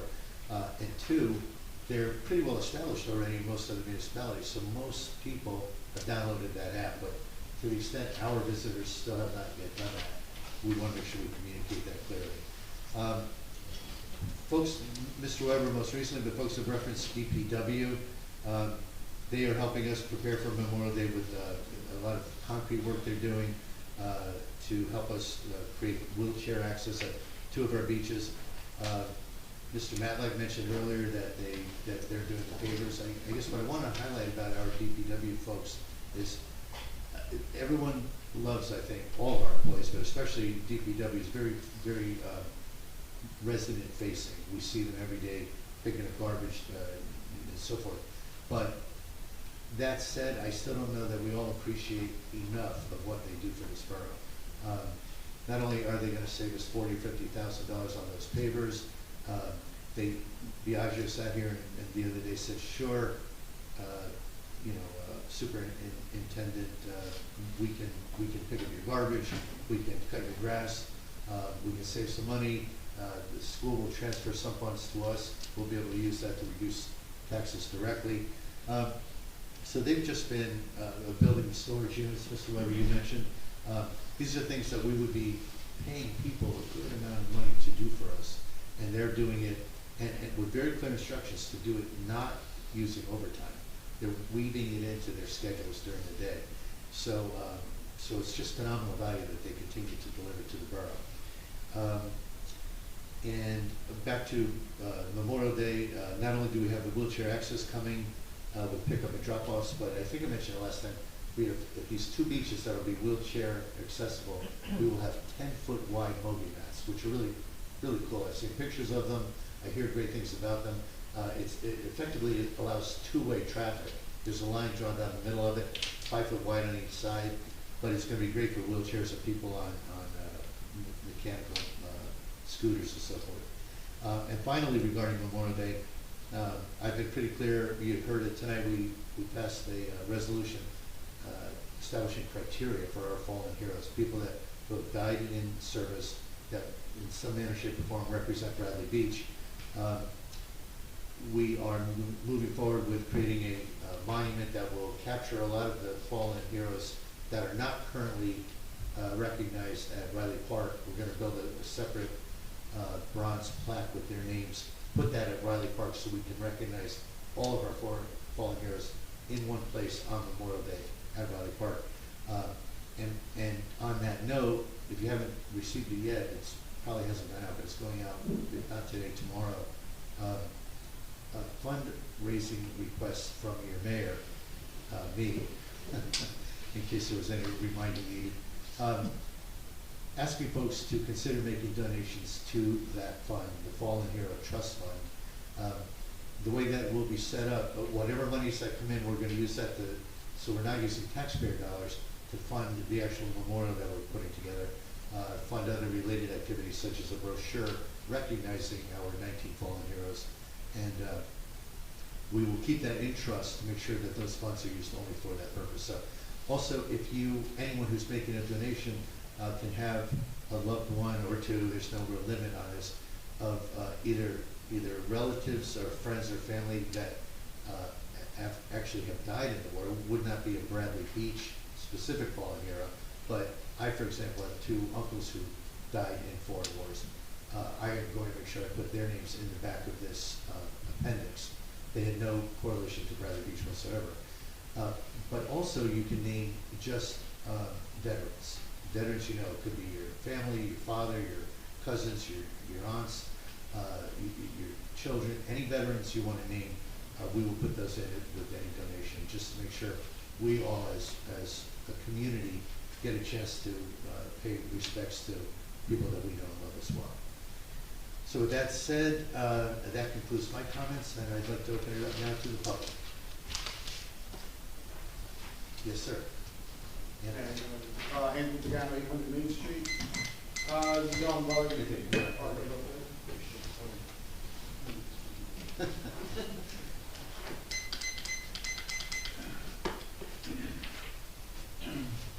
How you guys doing? Nice to see you. As you know, I'm going to be going for approvals for use of the tiki bar and the tent and the rear of the restaurant. I don't know if this is the place to bring it up or to ask the question. I just figure since you're all here, I understand there's a way that you can get a special permit to run the tent for a certain amount of time. And I was wondering if there's any kind of limit on that time, if I can ask for it to be a month or two or summer, while I go for the approvals. I did hire an engineering company, I hired a lawyer, and I've hired everyone that I necessary, but I'm afraid that it might take a little longer than we would like. I don't know exactly how long it's going to take. Like I said, we just got started with you just get started, but the process is a little bit cumbersome, if you will, especially for me. I don't know much about this kind of stuff. So, again, the question is, if it can be answered here, or if it can be answered another time.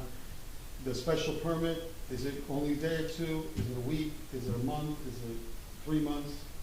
And that's it. Appreciate your time. Thank you all so much.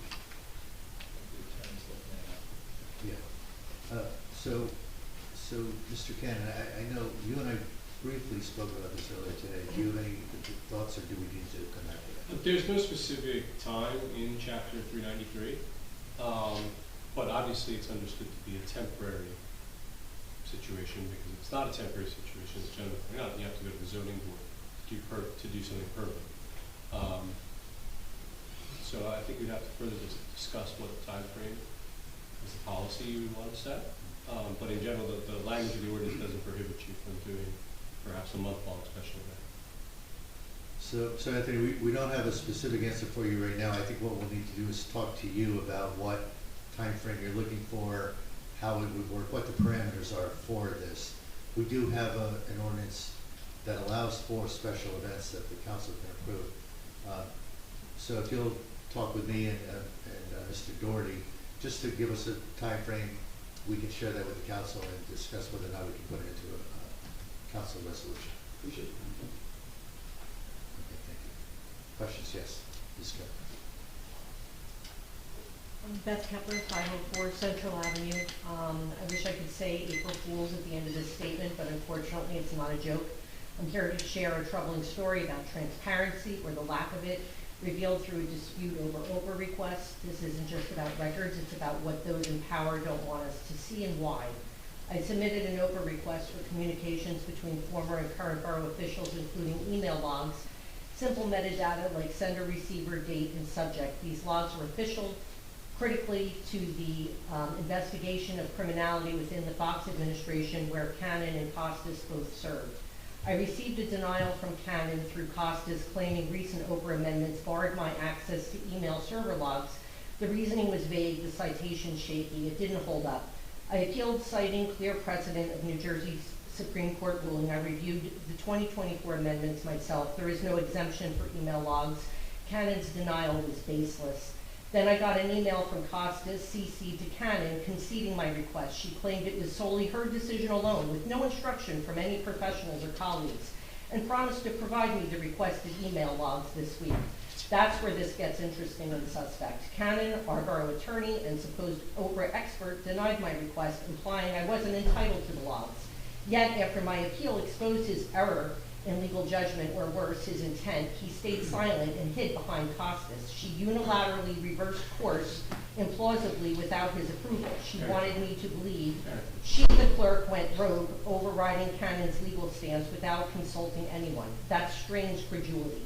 It's far more logical Cannon, realizing his denial wouldn't hold up a legal challenge, orchestrated this concession to avoid putting his name on it. Why? Either he grossly misjudged the law, unlikely for an attorney, or he knew that the logs would reveal something he'd rather keep buried, something tied to my investigation that he was hoping I would accept his denial and not have the skill set to challenge him.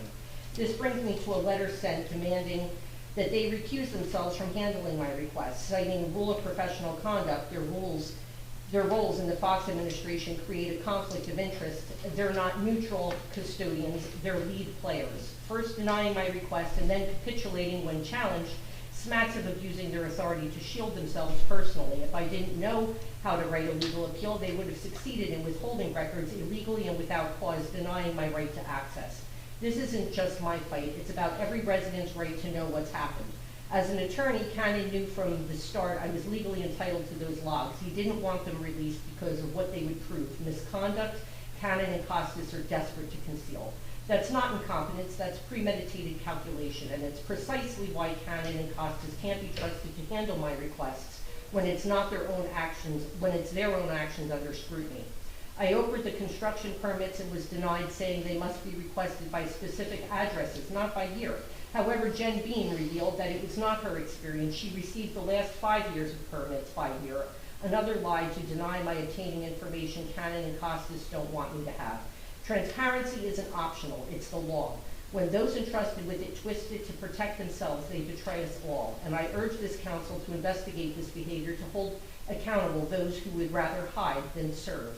Fox stated publicly last week it was T&M who wrote the RFP for the church. He said it was DeMarco, Fehrenbach, and Humphrey. He admitted he's not qualified and doesn't have the skills to draft an RFP, but apparently they do.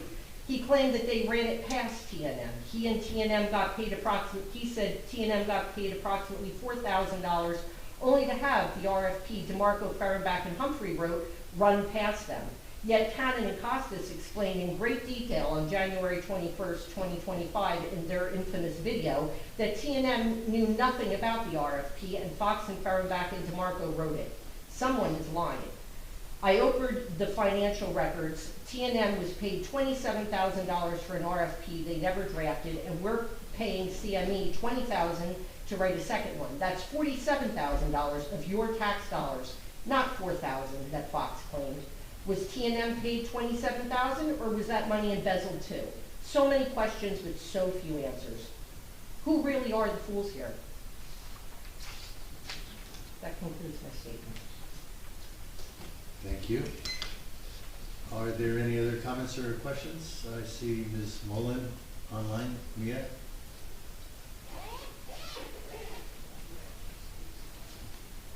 Can you hear me okay? Yes. Oh, great. Okay, I'm Mia Mullen, 302 4th Avenue. Forgot to do that last time. I just wanted to continue from before because Councilwoman Greenblatt brought up a good point as far as what is used more, the tennis court or the basketball court. You cannot judge it based on today's times because anybody who plays tennis is not going to use the courts. Anybody who's serious or knows the sport of tennis would not be using the courts that are there because of not only the lines, but there's cracks and bumps. Those courts, that one court is decrepit, so it's useless. Avon has 2 courts that are just tennis courts, and there's always a wait there. Nobody comes over to Bradley Beach. I actually ride my bike to the Avon court, so it's super, super close. And nobody comes over to use the courts at Bradley Beach because they don't work. So you're not going to use tennis courts that are unusable. You might see some school kids tooling around on those courts, batting a racket around, but you're not going to see people that are really into the sport, have grown up with the sport like me and Jim. We know exactly, what we would want to play on, but it's not here in Bradley Beach. So I go back to Councilman Greenblatt's question, which I thought was very fair. What is used more, the tennis court or the basketball court? I wouldn't want to take anything away from kids that are using a basketball court, or even if they just go on occasionally. But I just wish there was a way to find room for a tennis court on its own. And if not, then just don't have one, because I will enjoy playing pickleball that much more if there's no conflicting with the lines of the pickleball court. I think it's a decision that has to be made. You really should not have both, because you're totally irritating tennis players, but pickleball players will be thrilled to not have to have the tennis lines on the court. So you can't judge it based on the condition of that court today. And my memory failed me when I last spoke earlier this evening. I did go on that tennis court when I first moved here in 2016, and there were pickleball lines on it. And of course, with all the cracks, I realized this is not usable. And it's been in that condition, if not getting worse, in all the years that I've been here. So I play in Avon. They keep them maintained, and it's 2 separate courts, but there's always a line. If you don't go at 7 a.m. in the morning, you're not going to be able to play before noon. So it'd be nice if I could play in my own town. So. And other tennis players too. It's not just about me. Thank you, Ms. Mullen. Are there any? Thank you, Shauna, Councilwoman Greenbach, for bringing up that point. Are there any other questions or comments? In that case, I will make a motion to close the meeting. All in favor? Aye.